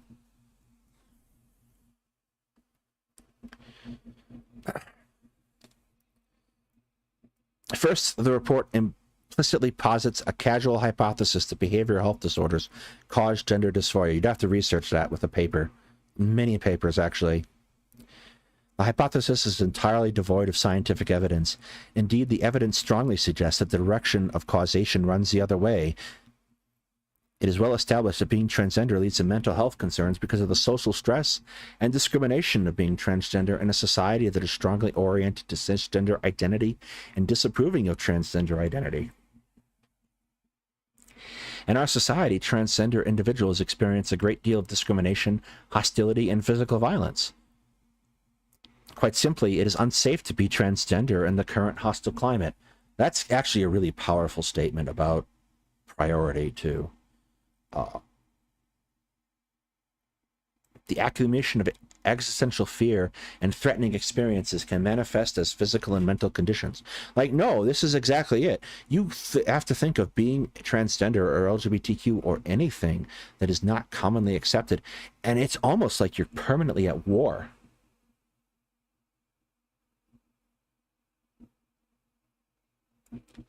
It's almost like you're permanently at war. You're constantly under threat. It's stressful. It messes with your head. In a lot of weird ways. Like,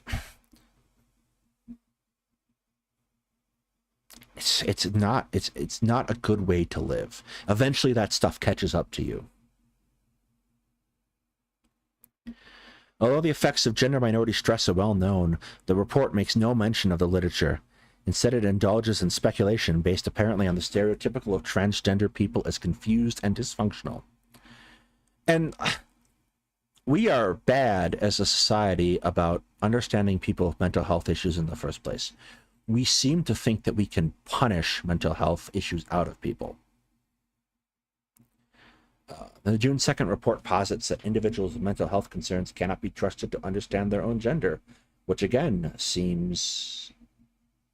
yeah, this is a highly prejudicial stance, and one that disregards the role of psychologists and psychiatrists who've developed sensitive and effective approaches to treating adolescents with gender dysphoria and mental health concerns. Second, the co-occurrence of psychological distress among individuals with gender dysphoria provides no reason for denying care. Any population of individuals, cisgender or transgender, will include some with mental health concerns. And the WPATH and Endocrine Society guidelines recognize that there is a higher prevalence of anxiety, depression, and post-traumatic stress disorder among transgender use than among cisgender use. In response, the guidelines set out practices that include a careful psychological assessment of each adolescent as part of the process for determining whether medical treatment for gender dysphoria is appropriate and likely to have benefits that outweigh the risks. The Endocrine Society guidelines specifically recommend that mental health professionals should be able to diagnose gender dysphoria and distinguish it from other conditions that have similar features. Body dysmorphic disorder, yes. That was what I was getting at. In addition, the mental health provider should be prepared to diagnose psychiatric conditions, provide or refer for treatment, and to psychosocially assess these persons' understanding, mental health, and social conditions that can impact gender-affirming hormone therapy. In our clinical practice, we also ensure that youth and their caregivers have the information and support necessary to fully understand the risks, benefits, and outcomes of treatment. That is, we not only provide assessment, but also fill any gaps in understanding and support to the decision-making process. The degree to which this happens is important.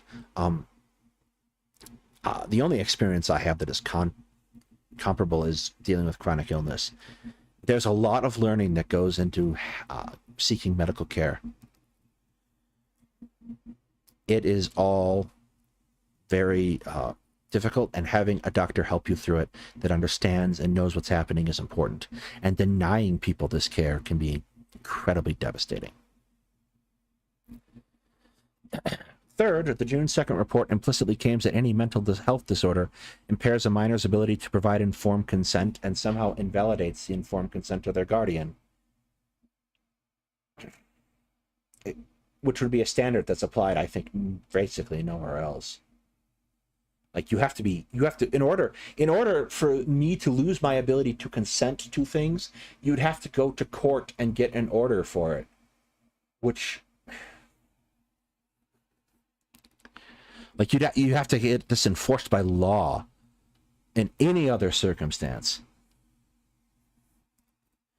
Experts in child and adolescent psychiatry, child psychology, and adolescent medicine have established that youth can make complex medical decisions. Yes, you can, for example, as a minor, consent to surgeries.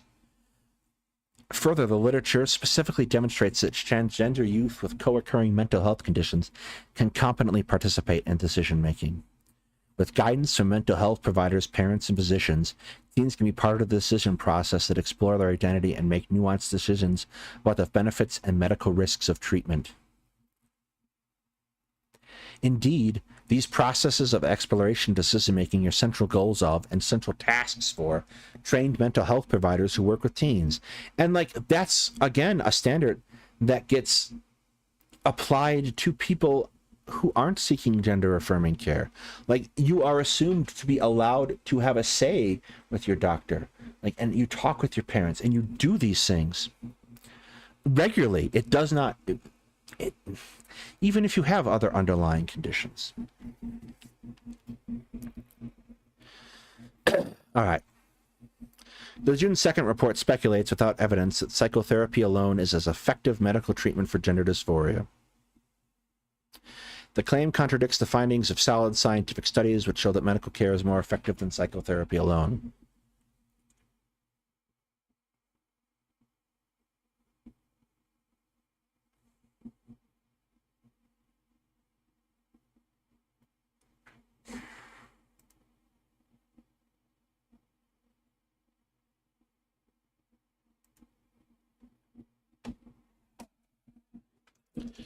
Sorry, I had to take care of something there.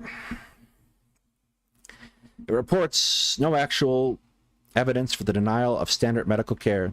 Its recommendation rests instead on an unfounded and mistaken criticism of existing literature. The Cantor document attached to the AHCA report as Appendix C states that several studies successfully identified evidence of mental health improvement due to medical treatment for gender dysphoria, but because patients received psychotherapy along with medical services, which of these treatments caused the improvement is unknowable. The statement is false. Medical treatment for gender dysphoria has been shown to lead to positive effects on mental health that are not associated with psychotherapy alone. Costa et al., the study we cited earlier, in 2015, found that puberty blockers improve psychosocial functioning in teens with gender dysphoria compared to teens who receive psychotherapy but not blockers. Costa's study was designed to include a control group of teens with gender dysphoria who did not receive blockers. In a 2022 study, Tordoff et al. Finds that puberty blockers and hormone therapy are associated with significant improvements in depression and suicidality in a population of transgender and non-binary youths aged 13 to 20. The author showed the independent efforts of medications such as puberty blockers and hormone on depression, anxiety, and gender dysphoria. They controlled for temporal trends and other confounding factors, expressly including whether the teen received ongoing mental health therapy. Put simply, Tordoff et al. Clearly found that youth with gender dysphoria reported better outcomes if they received puberty blockers even after controlling for the effects of psychotherapy. Similarly, in 2020 study, Laura Cooper et al. Found that gender-affirming hormone therapy made a large improvement in adolescents' body-related distress that led to small to moderate improvement in the symptoms and depression of anxiety. Cooper et al. Specifically collected data on psychotherapy and the use of psychiatric medications and expressly controlled for both. Thus, their studies showed that hormone treatment for gender dysphoria is as effective above and beyond the benefits of psychotherapy and psychiatric medications. Too long, didn't read. The Florida study is total bunk.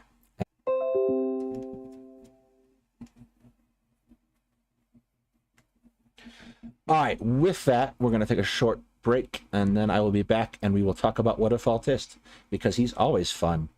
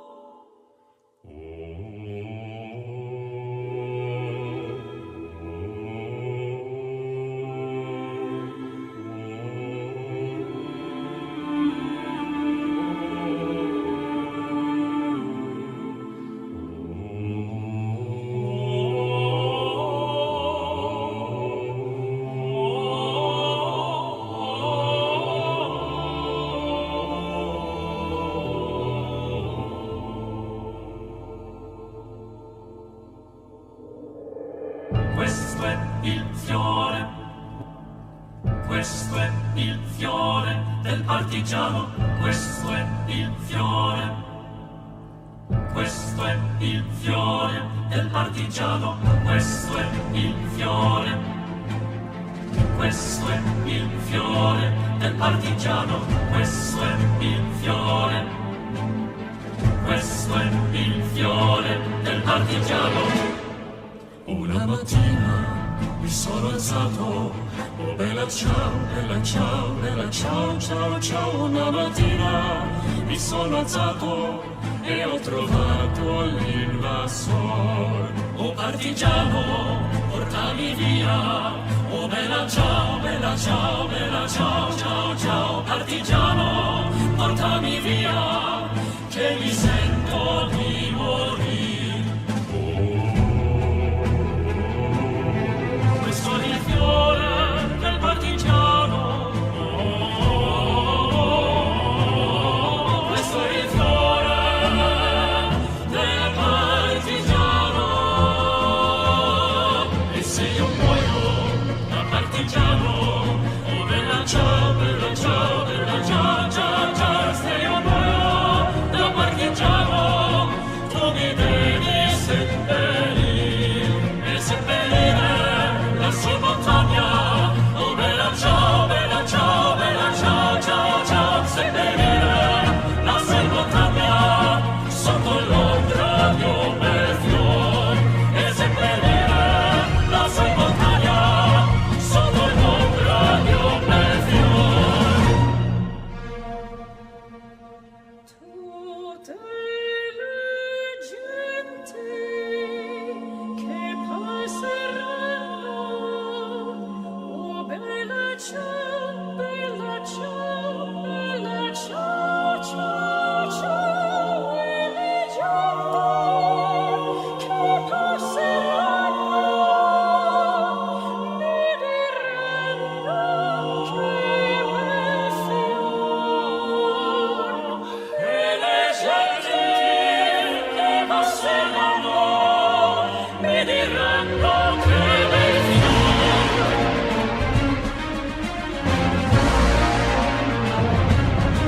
E questo fiore del partigiano, oh bella ciao, bella ciao, bella ciao, ciao, ciao. Questo fiore del partigiano, morto per la libertà. E questo fiore del partigiano, morto per la libertà.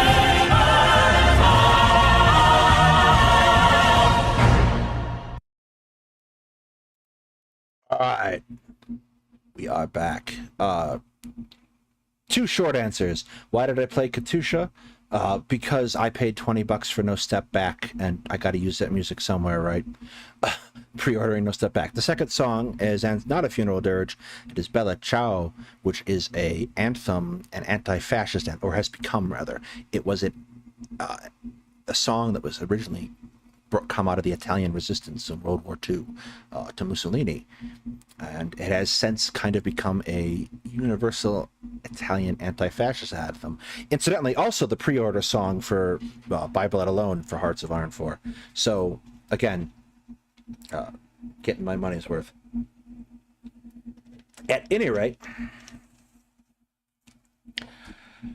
we're going to talk about Whatifalthist, who's everyone's favorite clown.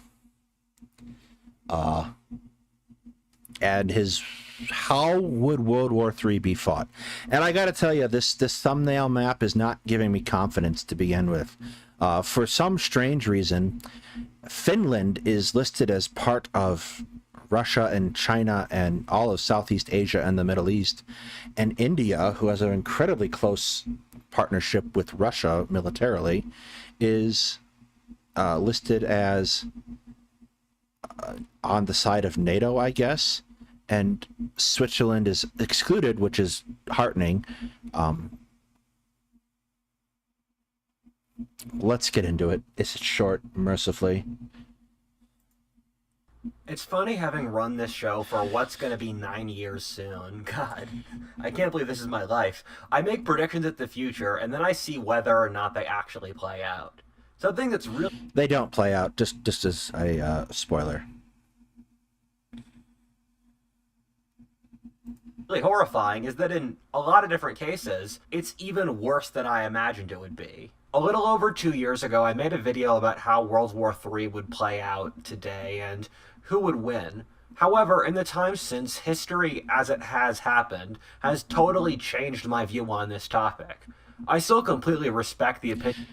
History as it has happened is... Why is Finland in... Stop putting Finland in Russia. You make the Finns very upset. You don't want to make the Finns upset.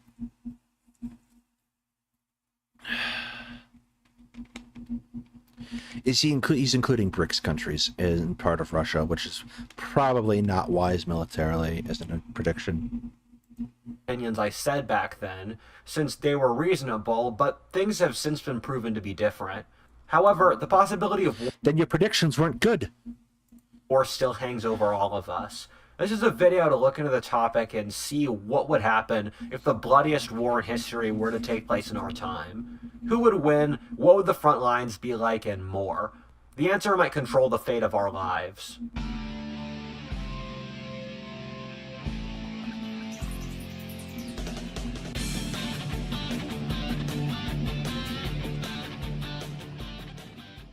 Despite all the talk of drones and robots, conventional warfare is still mostly fought with tanks and planes, the most reliable weapons of war. These are excellent machines, and now you can take command of them in the epic online game. I'm gonna look into the My opinion of War Thunder just dropped dramatically. immersive experience. This video isn't gonna look into the causes or probability of having a major war. I already have a video about that. With this video, we're just going to start with the assumption that war has already started, and then we'll see what happens from there. The Chinese have a large alliance structure that encapsulates... But okay, here's a problem. Right off the bat, the causes of a war are infinitely more important to determining who is fighting that war than any other factor. So let's take an example from World War I. The Central Powers are opposing the Triple Entente in World War I. The Central Powers end up being comprised of Germany, Austro-Hungary, and the Ottoman Empire. But they're not called the Central Powers because the Ottoman Empire is included. The Ottoman Empire wasn't part of the calculation. The original alliance was Germany, Austro-Hungary, and Italy. Italy sits out when the war starts and doesn't come in until 1915 on the other side. And the Austro-Hungarian Empire and Germany bring the Ottomans in same year, completely out of left field, surprising the crap out of the British. So just because you have a signed treaty does not necessarily mean that someone is going to take your side. And why is this? It's because Italy wants territory controlled by Austro-Hungary, and they're not going to get it if Germany wins the war. The region of the former Mongol Empire. Their biggest ally is Russia, as well as the Central Asian states and Iran. A point we'll tease out here is that... Why bring up the Mongol Empire if you're actually going to exclude Mongolia?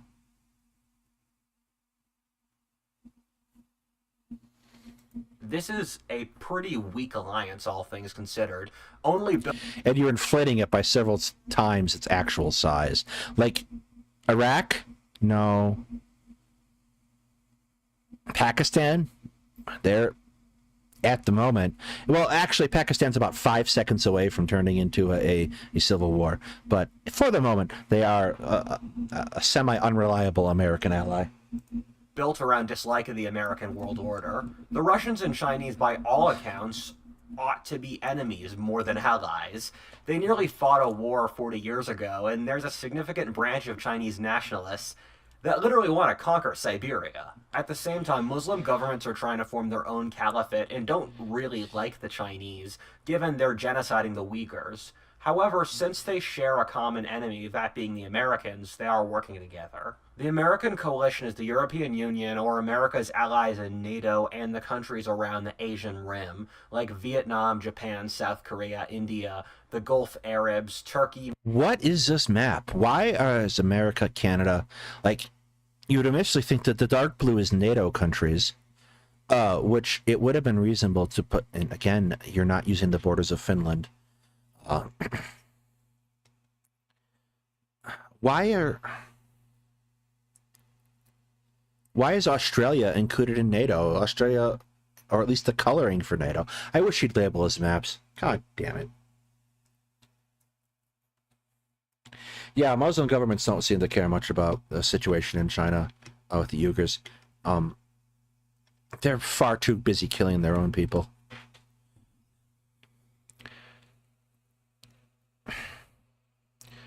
New Zealand's going to be very upset too.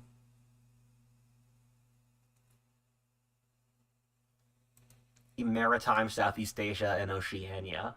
This has more ideological unity than the Chinese coalition, since there aren't as many squabbles over shared borders, and they have a common democratic system and fear of China.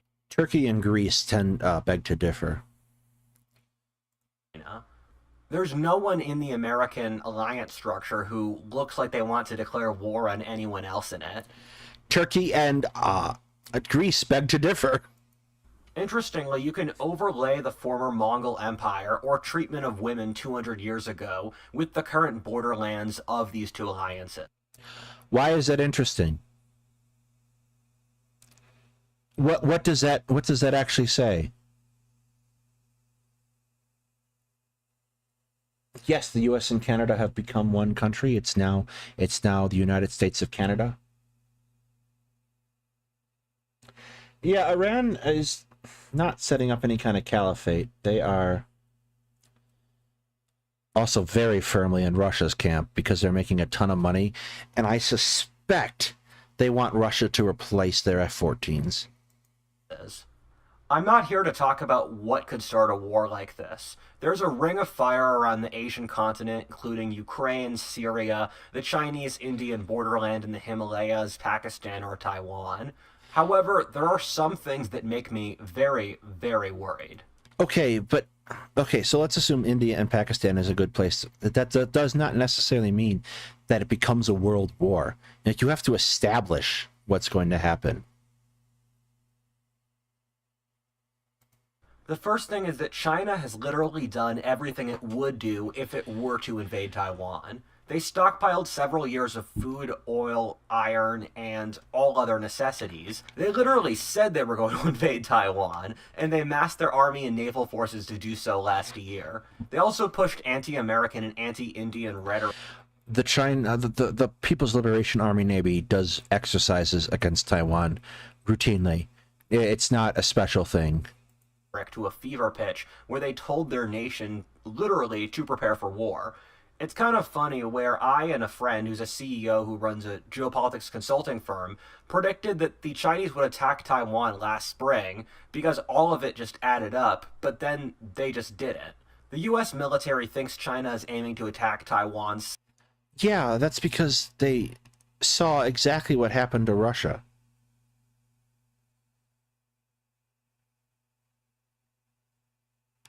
Sometime around 2025. Also, I'm shocked Pakistan has not experienced a civil war yet.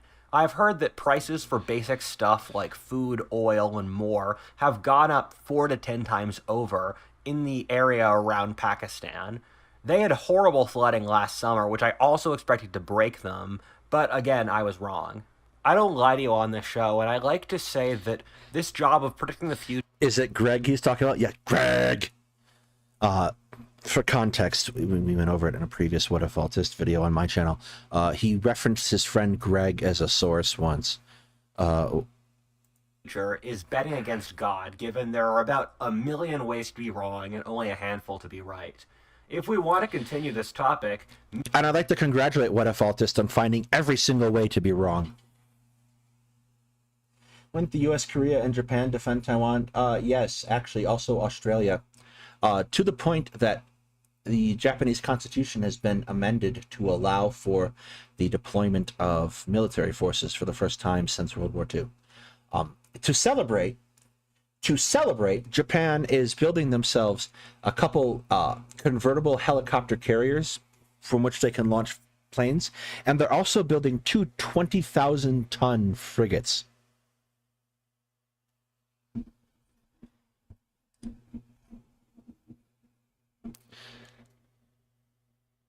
They're also building two 20,000 to reference.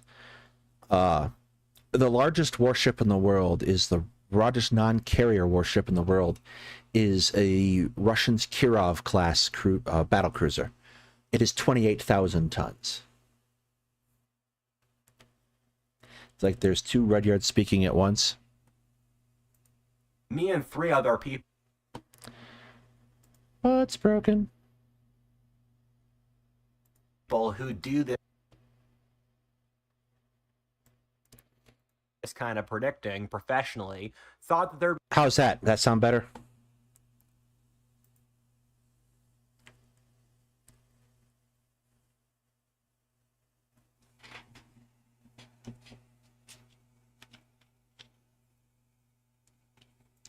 Actually, Billy, I believe he's 21 years old, and he has half a semester of college underneath him. Let me know if this echo stopped. be a financial crash last November and October independently.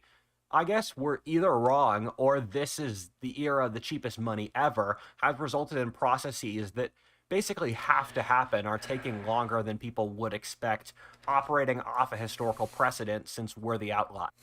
I have talked about this extensively with Whatifalthist videos in the past. He is very, very fond of these concepts of historical cycles. Historical cycles are total nonsense. You'll see a couple of them he references a lot. He turns around and says every 20 years you expect a conflagration in the English-speaking world, and then he starts listing off a bunch of events in a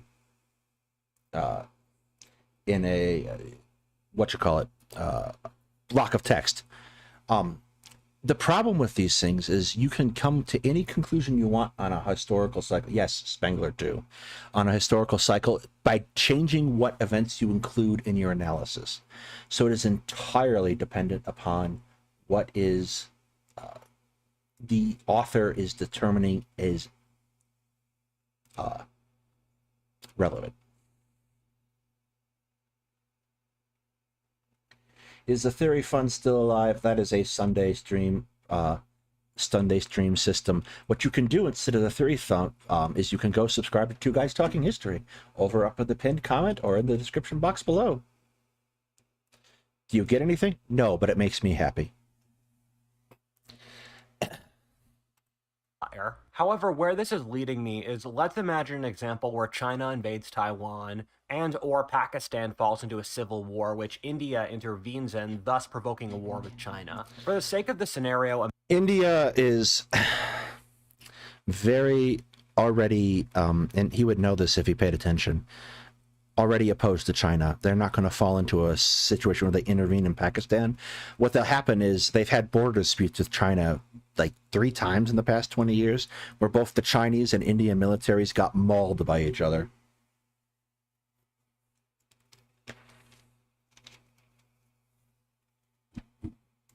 America also gets involved in this war, even though I don't think that's a given. And then what happens after? I don't think a nuclear war is on the table. I explain why in my We are not giving away a PS5. I don't even have a PS5. video on nuclear war. However, the Chinese only have 300 nukes while the Americans have 6,000. The Chinese literally have a no nuke policy, and given they have 4 times America, China does not have a no nuke policy. What China has is a minimum credible deterrence policy. So this is contrasted by America's and Russia's nuclear policy of mutually assured destruction.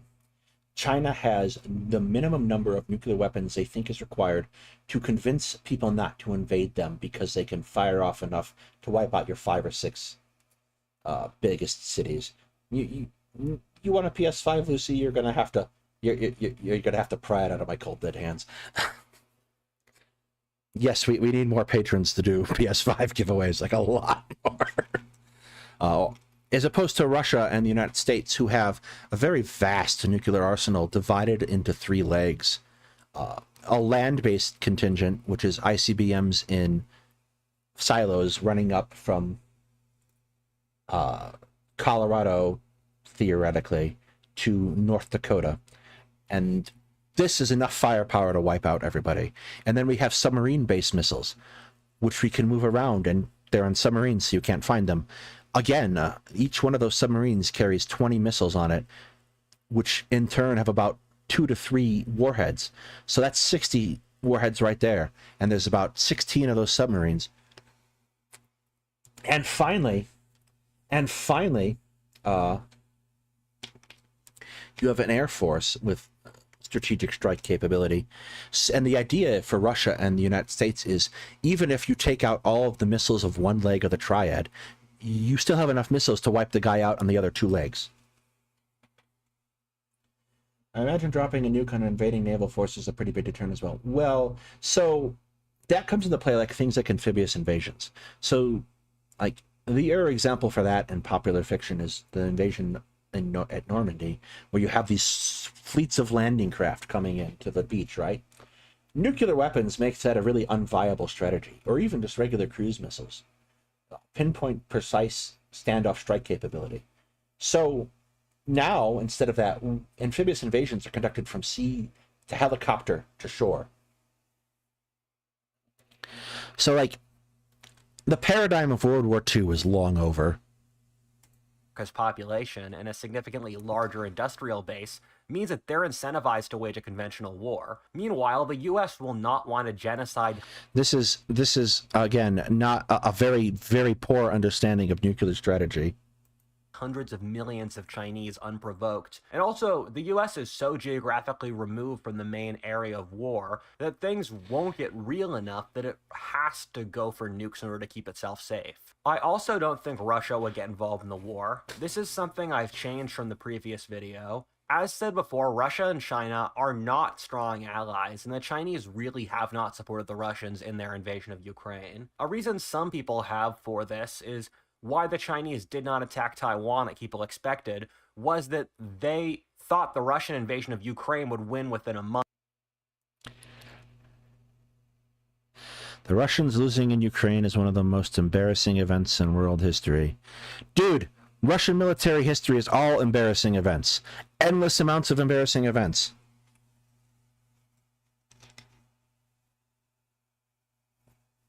If they were half competent, they would win in a week. No, they wouldn't. So, Two Guys Talking History is a joint work between myself and another historian, Hetman. Hetman is actually a scholar of Ukrainian studies and the Holocaust in Ukraine. He was, up until the point where the invasion happened about 3 weeks before, in Ukraine working in an SBU archive on Holocaust research. We talked extensively prior to the war breaking out, or at least expanding, in February of 2022, about what might happen. And I repeatedly made a prediction that Russia would not invade because they were not capable of winning this war. And as it turned out, I was absolutely half correct. Russia is not capable of winning this war. However, no one told the Russians this. Month, which is what almost everyone thought, and the Russians very embarrassingly didn't and are still fighting the war. At the same time, the Middle Eastern front, with countries like Iran and Russia as allies,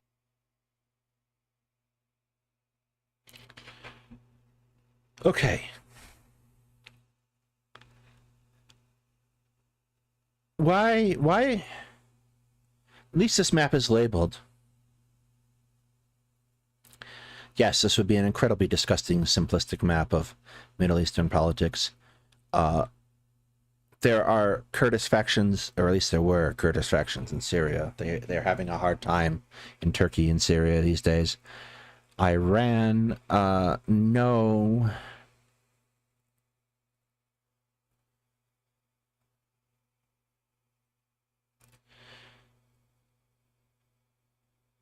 The Taliban, I assume, is supposed to be Afghanistan, which is basically one and the same now. However, that's not Afghanistan by any stretch of the imagination.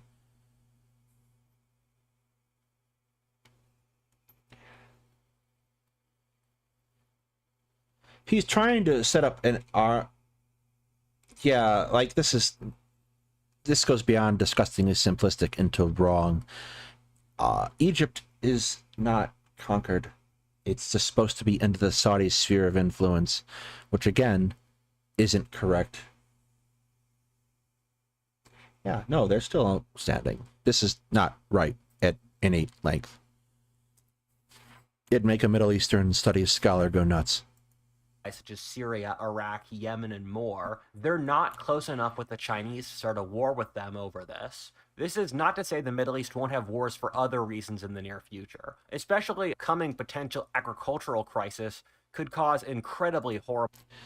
The agricultural crisis is only a crisis if the Russian Navy can enforce its blockade, and so far the answer seems no. The Russian Navy has suffered two very embarrassing setbacks in the Black Sea in the last couple days. One of their LST landing ship tanks was heavily damaged, and a tanker was also heavily damaged and forced to withdraw from blockade and shipping concerns. Horrible wars in this area, but it won't be pushing a Chinese agenda. This means that this war will be constricted to the eastern half of Asia, which, don't get me wrong, would still easily make it the bloodiest war in history by several times over, but is less of a world war and might, in a couple centuries... Why would it be a more bloody war than World War II? ...or years be called the Chinese War or the Great Asian War. This would fit in a lot of ways since, in its stage of industrialization, nationalism, and demographic... Similarities between Asia today and Europe before World War I. I love these spalls of text. Large youngish populations, not true.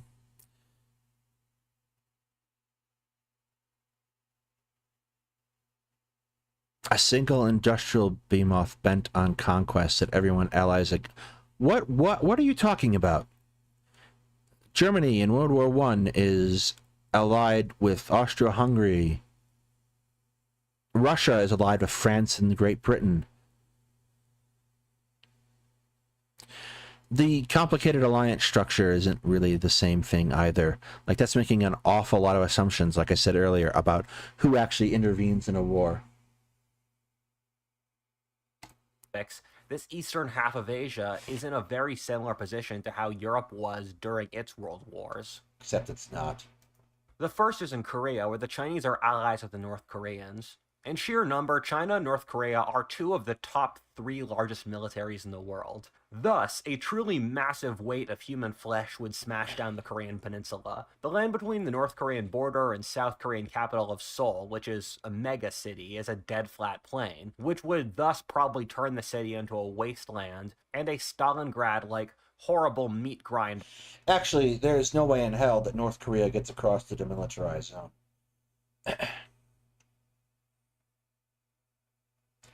Actually, the Chinese Navy is the Wish.com version of the American Navy. What they do is they copy American designs and make their own ships, or they buy Russian ships and retrofit them. The North Korean army is not getting across the demilitarized zone. They will run out of will long before we run out of mines. What will happen is that Seoul is well within range of about 9,000 North Korean guns. So it will be a catastrophic factor, but they won't see any army advance through there. Of house-to-house warfare that might even determine the course of the war. I think the South Koreans could hold on, moving their capital to Busan in the southeast, due to their skinny peninsula, mountainous terrain, superior weapons, training, military doctrines, and how... So there's an old adage from popular history.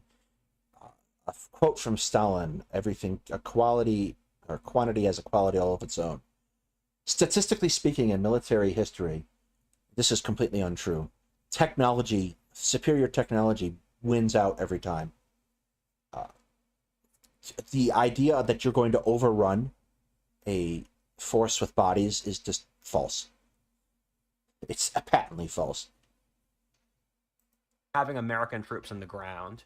The American military strategy, which our allies also share, prioritizes firepower, which is the best tactic for a defensive campaign, thus meaning that I think South Korea would survive. If you're talking about the utilization of artillery and air power, it's actually a phenomenal tactic for offensive actions. Because he can't read. Of course he doesn't know it's Busan.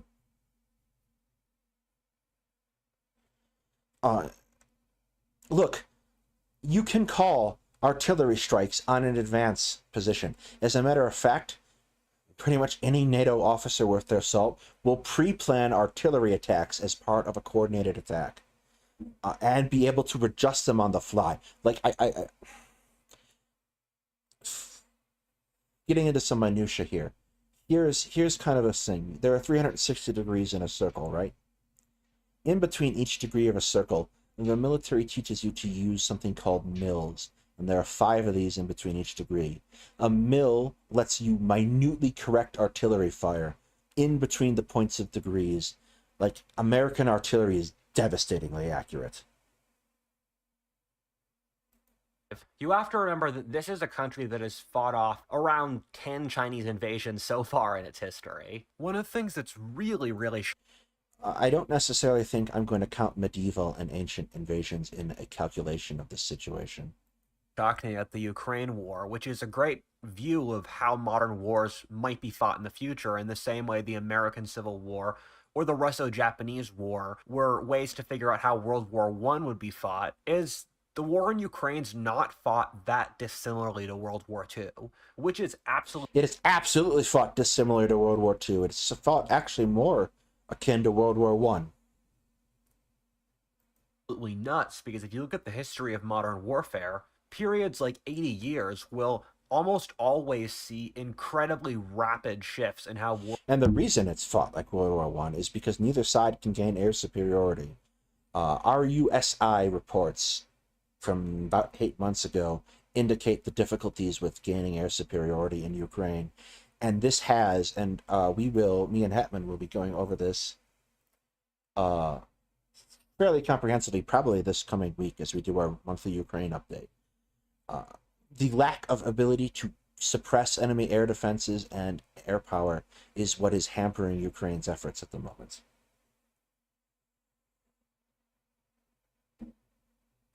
Wars are fought. But my understanding of the war in Ukraine is it's still similar tactics to World War II, with tank offensives and infantry fighting. And, for example, I thought drones or rockets might completely revolutionize the battlefield, but it seems to have not. He is not reading reports from Ukraine where drones have completely revolutionized the battlefield.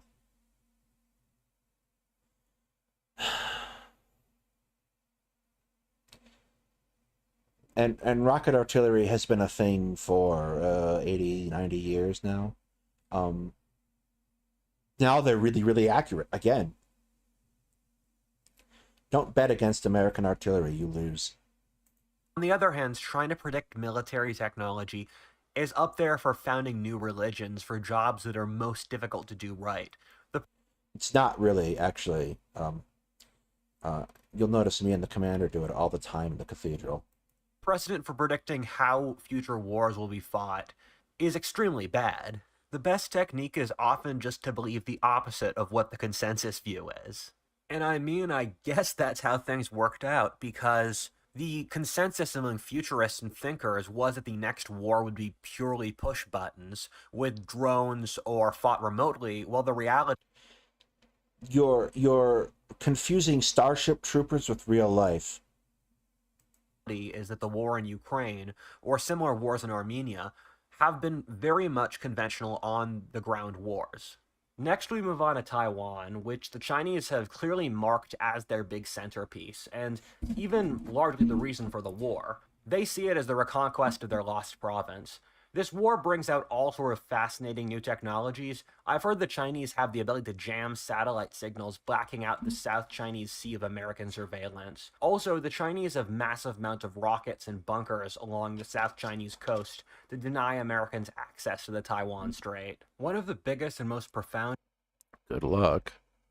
shifts in my thinking on this war since the last version of this video has been my rapid collapse in respect for Chinese institutions. I don't think the Chinese would be able to take over Taiwan, which I said they would easily do in the last video, simply since I don't think their military or organizations are capable enough. In the last video, I said it would be a toss-up on how effective the Chinese military might be, and it had the potential to be very effective.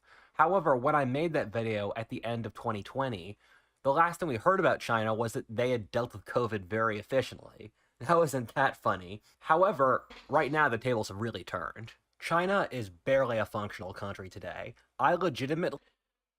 China hasn't been a functional country for 40 years. Like, they're very good at putting on a nice show.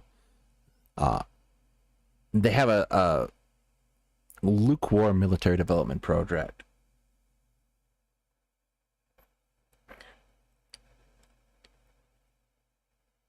Yeah, futurism hasn't, again, a thing since post-World War II either.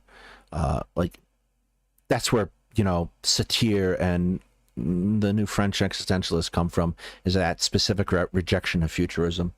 And you have Elon Musk, who is kind of a fake futurist now. Really believe and would bet good money that they will have a massive revolution over the next 5 years. You can see this in their COVID lockdowns, in which they shut down and... You don't see that in COVID lockdowns, incidentally, because they're not revolting. What's going to happen is China has a much better chance of balkanizing into separate countries, particularly based on the much wealthier seaboard versus the rural interior. Internal trade, thus resulting in millions of people going hungry and close to starvation, and not letting farmers grow their crops or welding people into their homes. You can see lots of indirect evidence for incompetence. People were not welded into their home. What is this? I'm sorry, I knew this was going to be a thing.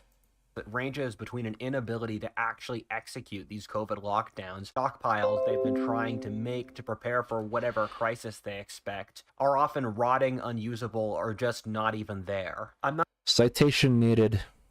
not saying America is perfect here, but the Chinese are in much worse condition than America, in my opinion, and also more is expected of China because they have to wage an offensive war while the US largely has to wage a defensive one secondarily through its allies. In a society, the normal level of social functioning is broadly indicative of how well the military works.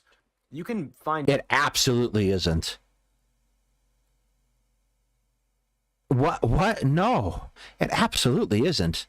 Military functions can be highly cut off from society. You can have very effective militaries without necessarily well-functioning societies. That's basically all of Africa.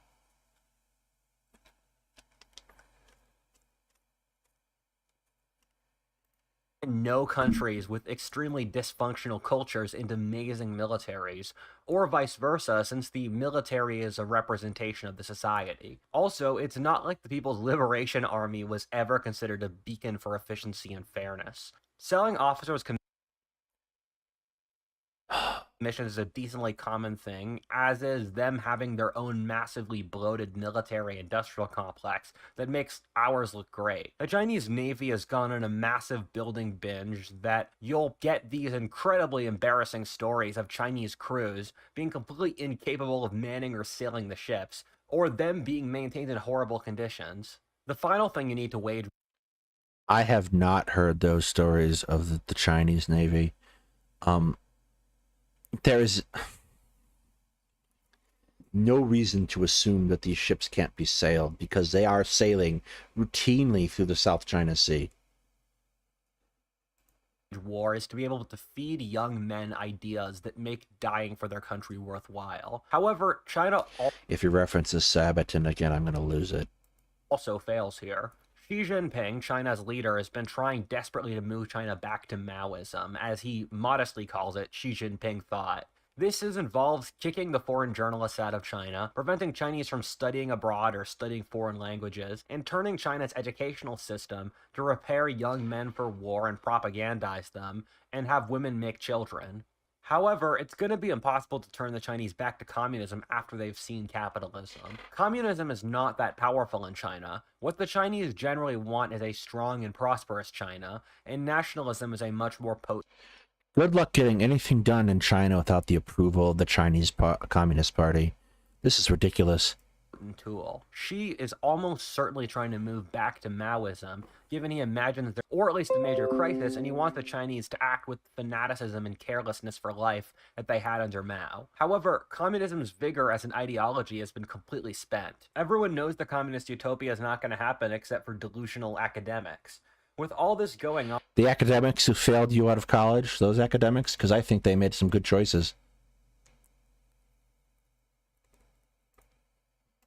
we've seen China fall into riots, with the largest since Tiananmen Square. The average Chinese person lives a not great life, often in an apartment the size of a horse stall, working 12-hour days with no chance to have children or save up for old age. I'm not saying the West is an especially good place either. The West is doomed to mass social instability. However, it will not be as bad or as soon as it will be in China. China can't afford to wage a long and bloody war since it will simply have another revolution. Also, China's demographic problems, in which it has far more old people than young people, mean that it can't afford to lose lots of young people either. And also, if a single Chinese man dies, his entire ancestral family line is dead too. And as a culture that cares as much about family as China, that's going to be crippling for their social model.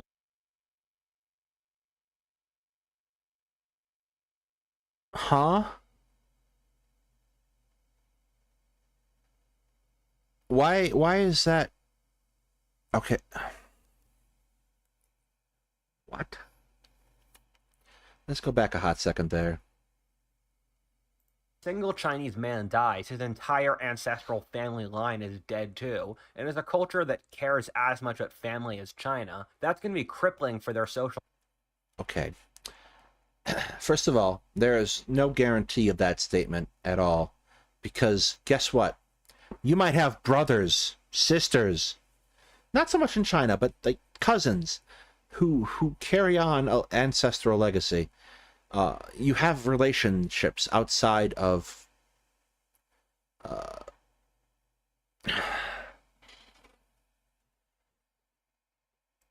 model and create mass discontent. Another factor is that the Chinese don't have the ability to ship oil and food by land, which they need. The Americans are the most powerful navy in the world and would blockade China, and that's the only Chinese route to get oil from its sources in the Middle East is overland. However, we live in an era in which a giant food crisis is approaching, which will result in making Pakistan, Afghanistan, and Iran all the areas in between them and the oil. You haven't proven a food crisis. Also, China's new Silk Road is being built and probably going to be successful. Incapable of hosting a Chinese rail line. At the same time, this would require one of the greatest engineering projects in history that the Chinese have not yet completed. But is underway. Chinese only have a couple years to fight this war before their food and oil supplies run out. However, that assumes the Chinese will be able to wage this war efficiently. All right, guys, I think I figured it out. He patterned this off of a Hearts of Iron mod, which they probably will not. This will create conditions like Russia in World War I, which was also experiencing horrible resource shortages, which also caused a revolution. One of the things I've just recently come to terms with is that the crisis of the 21st century has more to do with traditional social structures breaking down due to societal pressures than any real aggressive force, and this is going to happen everywhere in the world. However, this will mean that all the Chinese's main offensives, including Taiwan, will be failures. Taiwan is incredibly small. What main offensive? You have posited a single offensive.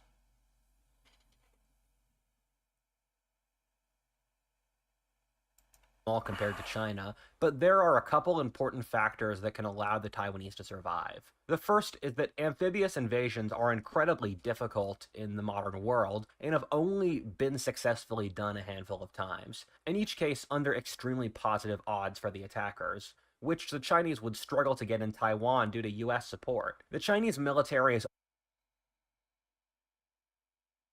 Amphibious invasions are remarkably common place, particularly with the new changes in doctrine I talked about earlier, and they're almost always successful. You'll jump in a helicopter and you fly in, and then you get off the helicopter. Yay, you've won!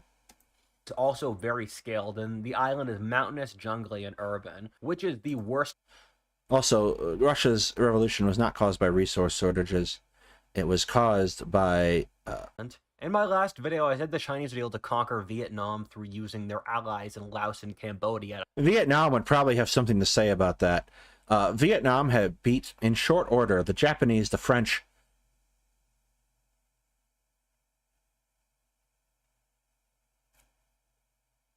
the French, and the Americans in a course of 40 years. China's not going to be much more successful.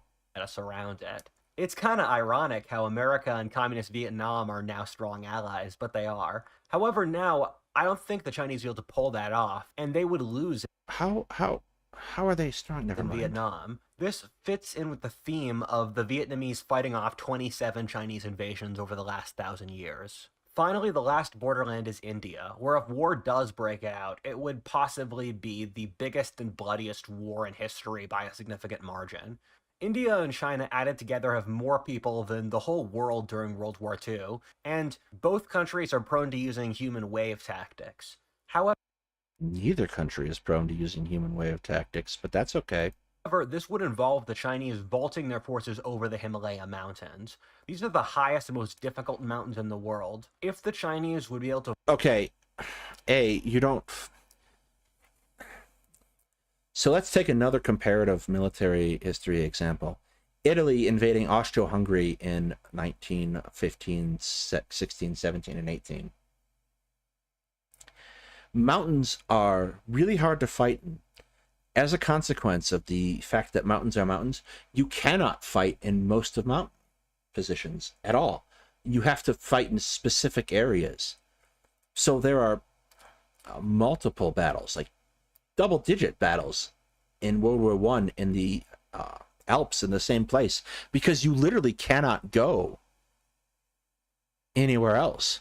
And that's what's definitely a product of the Himalayas. So you have a limited number of actual fighting fields, which limits the amount of people you can get in. As a consequence, both India and China have built theoretically highly trained mountaineer fighting forces. vault over these mountains, it would be the most impressive construction project in the history of the world. It's always hard with China since they're pretty... It's ropes. It's rope. Never mind. It's not. Nothing's getting constructed. It's ropes and pitons.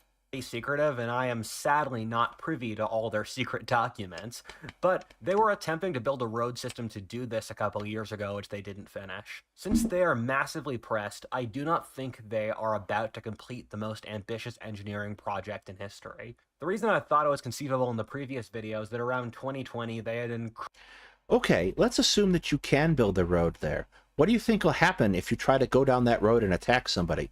It'll be pre-sighted for artillery and you die.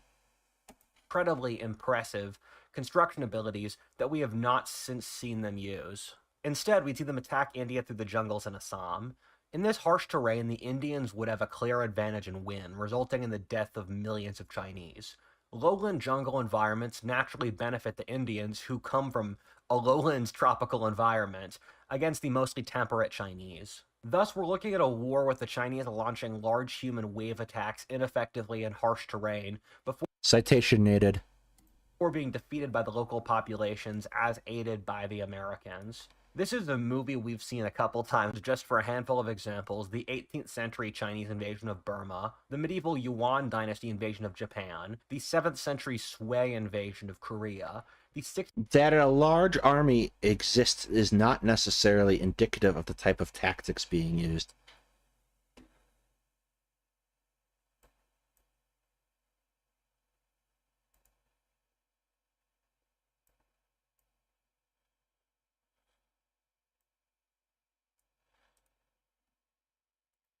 Century invasion of Mongolia or the 15th century invasion of Vietnam. In each of these wars, massive, poorly supplied, led, and trained Chinese armies were wiped out by much smaller native forces.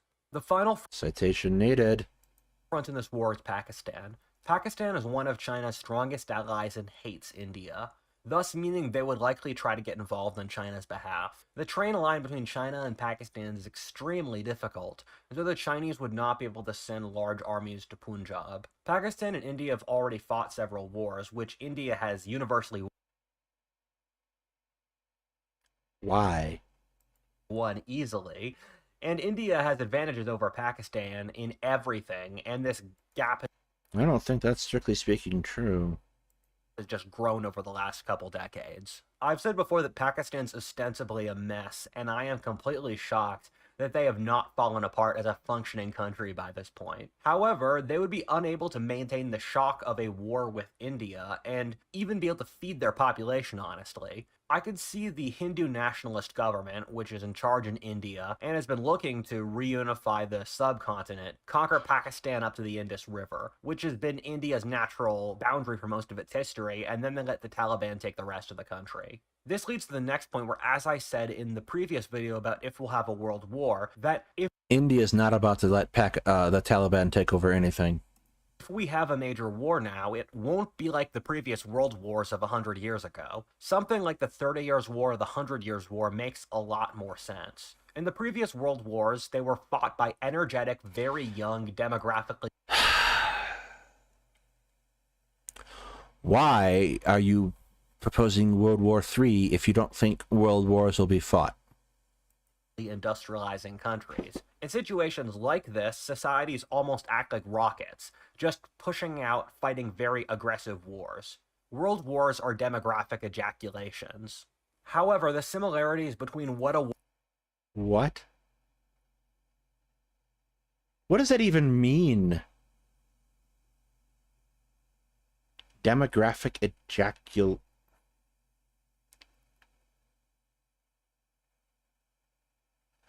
Okay, we're almost done. war would be like in our times in the 100 or 30 Years' War, is that they're fought by countries going through demographic crises, which I talk about in these videos. They were fought by countries facing the same problems we have now of high inequality, political... Explaining secular crises. That's not how you spell crises, is it? Yeah, no one likes hearing him say the word ejaculation. That's why he can't find a date.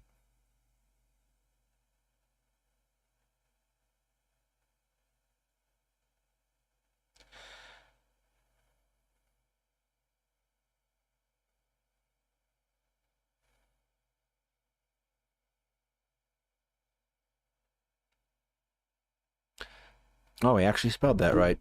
An era of stability happens, the population grows, and society becomes wealthier. As population gets larger, the value of each individual laborer goes down, and thus the wealth is concentrated in the hands of people who can mobilize labor, just creating inequality. No, not quite. Wealth inequality typically causes available citizen populations to go down. Sparta and Rome prior to the Marian reforms is a pretty good example of that. As inequality gets worse, society loses cohesion. No. The standard of living goes down for normal people while there are more people struggling for good jobs than can fit in them. Again, no.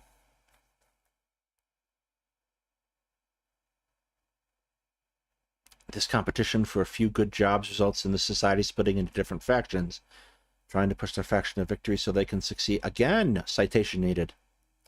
These factions cause a civil war. No. Repeat.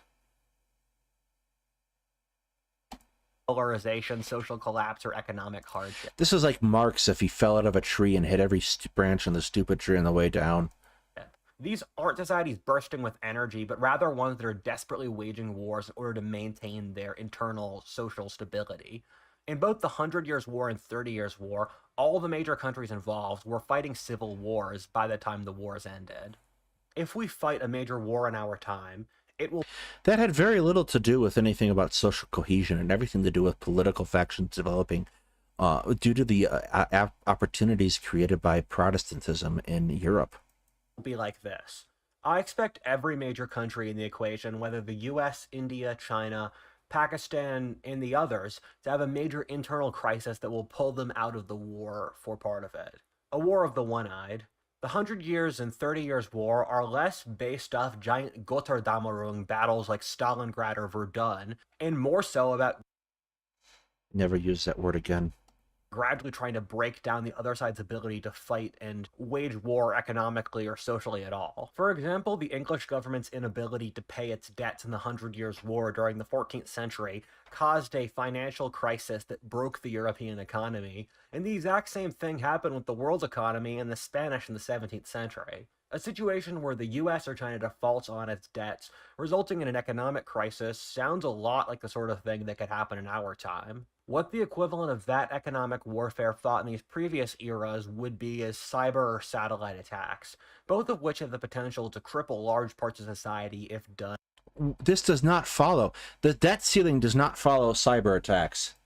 correctly. In the modern world, people are completely dependent on giant supply trains and on extremely complicated systems, and if those break down, people will start to starve and people won't be able to get the proper medical care they'll need. If a country can wipe out its opponent's satellites, it can drive them back decades and wipe out communications on the most basic levels. Another similarity in the 30 and 100 Years' War is that they were so long since they weren't a single war, rather 3 or more distinct wars being brought together under a single banner, and every single geopolitical player was involved in these wars. This is the sort of thing that can happen in the modern world due to demographics. Our similarities with these earlier crises is that we have the exact same kind of demographic crisis in which our populations are collapsing. These crises take decades to Whose population is collapsing? Get a third grade geography book and you can see that that's false. work out as countries try to fight out the new order. The horrible thing of our age is that every major country in the Northern Hemisphere, including Russia, China, the European Union, and Japan, with the exceptions of the US and India, are projected to have their populations go down by over half over the next few decades. This means these countries are going to be fighting a long crisis and a source of instability for a very long time. Meanwhile, Africa and the Middle East are totally dependent on foreign food imports, which can't possibly be maintained, thus creating the firewood for another kind of horrible demographic crisis, one of mass famine. The short answer is that Farming is increasingly automated to the point where you need fewer people to do more work. And seasonal work at that. So that doesn't necessarily track. Also, here's what happens in at least the United States as a cyclical thing. Immigration tends to be less heavily enforced when we need farm workers. Just a thought. this war will not be as intense as a world war, but similar to other demographic stagnation wars like the 100 Years' War, crisis of the 3rd century, fall of the Roman Republic, Napoleonic, or 30 Years' War. All of These do not have those similar pieces in common. What? You're just listing events now. which were fought in different sections over a period of decades. Short answer, Congratulations, different wars were fought in different places. expect your sons, and hopefully not your grandsons, to have to fight in the same war as you. I guess the positive is more girls for you if you survive. Sleep tight tonight, boys. Remember to check out War.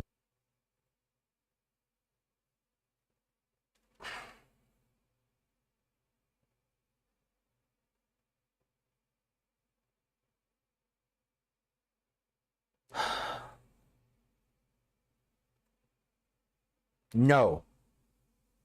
Just no. All right. We have been going for what? Almost 3 hours. I'm going to shill myself. Yeah, he's getting really creepy. That's not wrong. I'm going to shill myself one final time. You can find me over at Two Guys Talking History. We should be, assuming everything flattens out, doing more Whatifalthist, but there's going to be more of us. It'll be me, Hetman, hopefully Lucy and Emmanuel on Tuesday. And that'll be fun.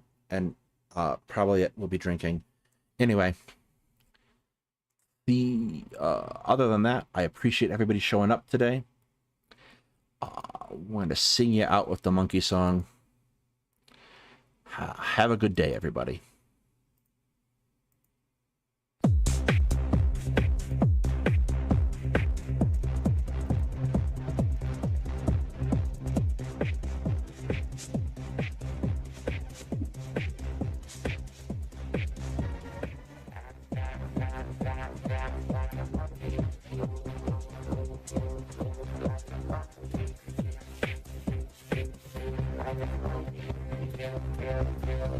Like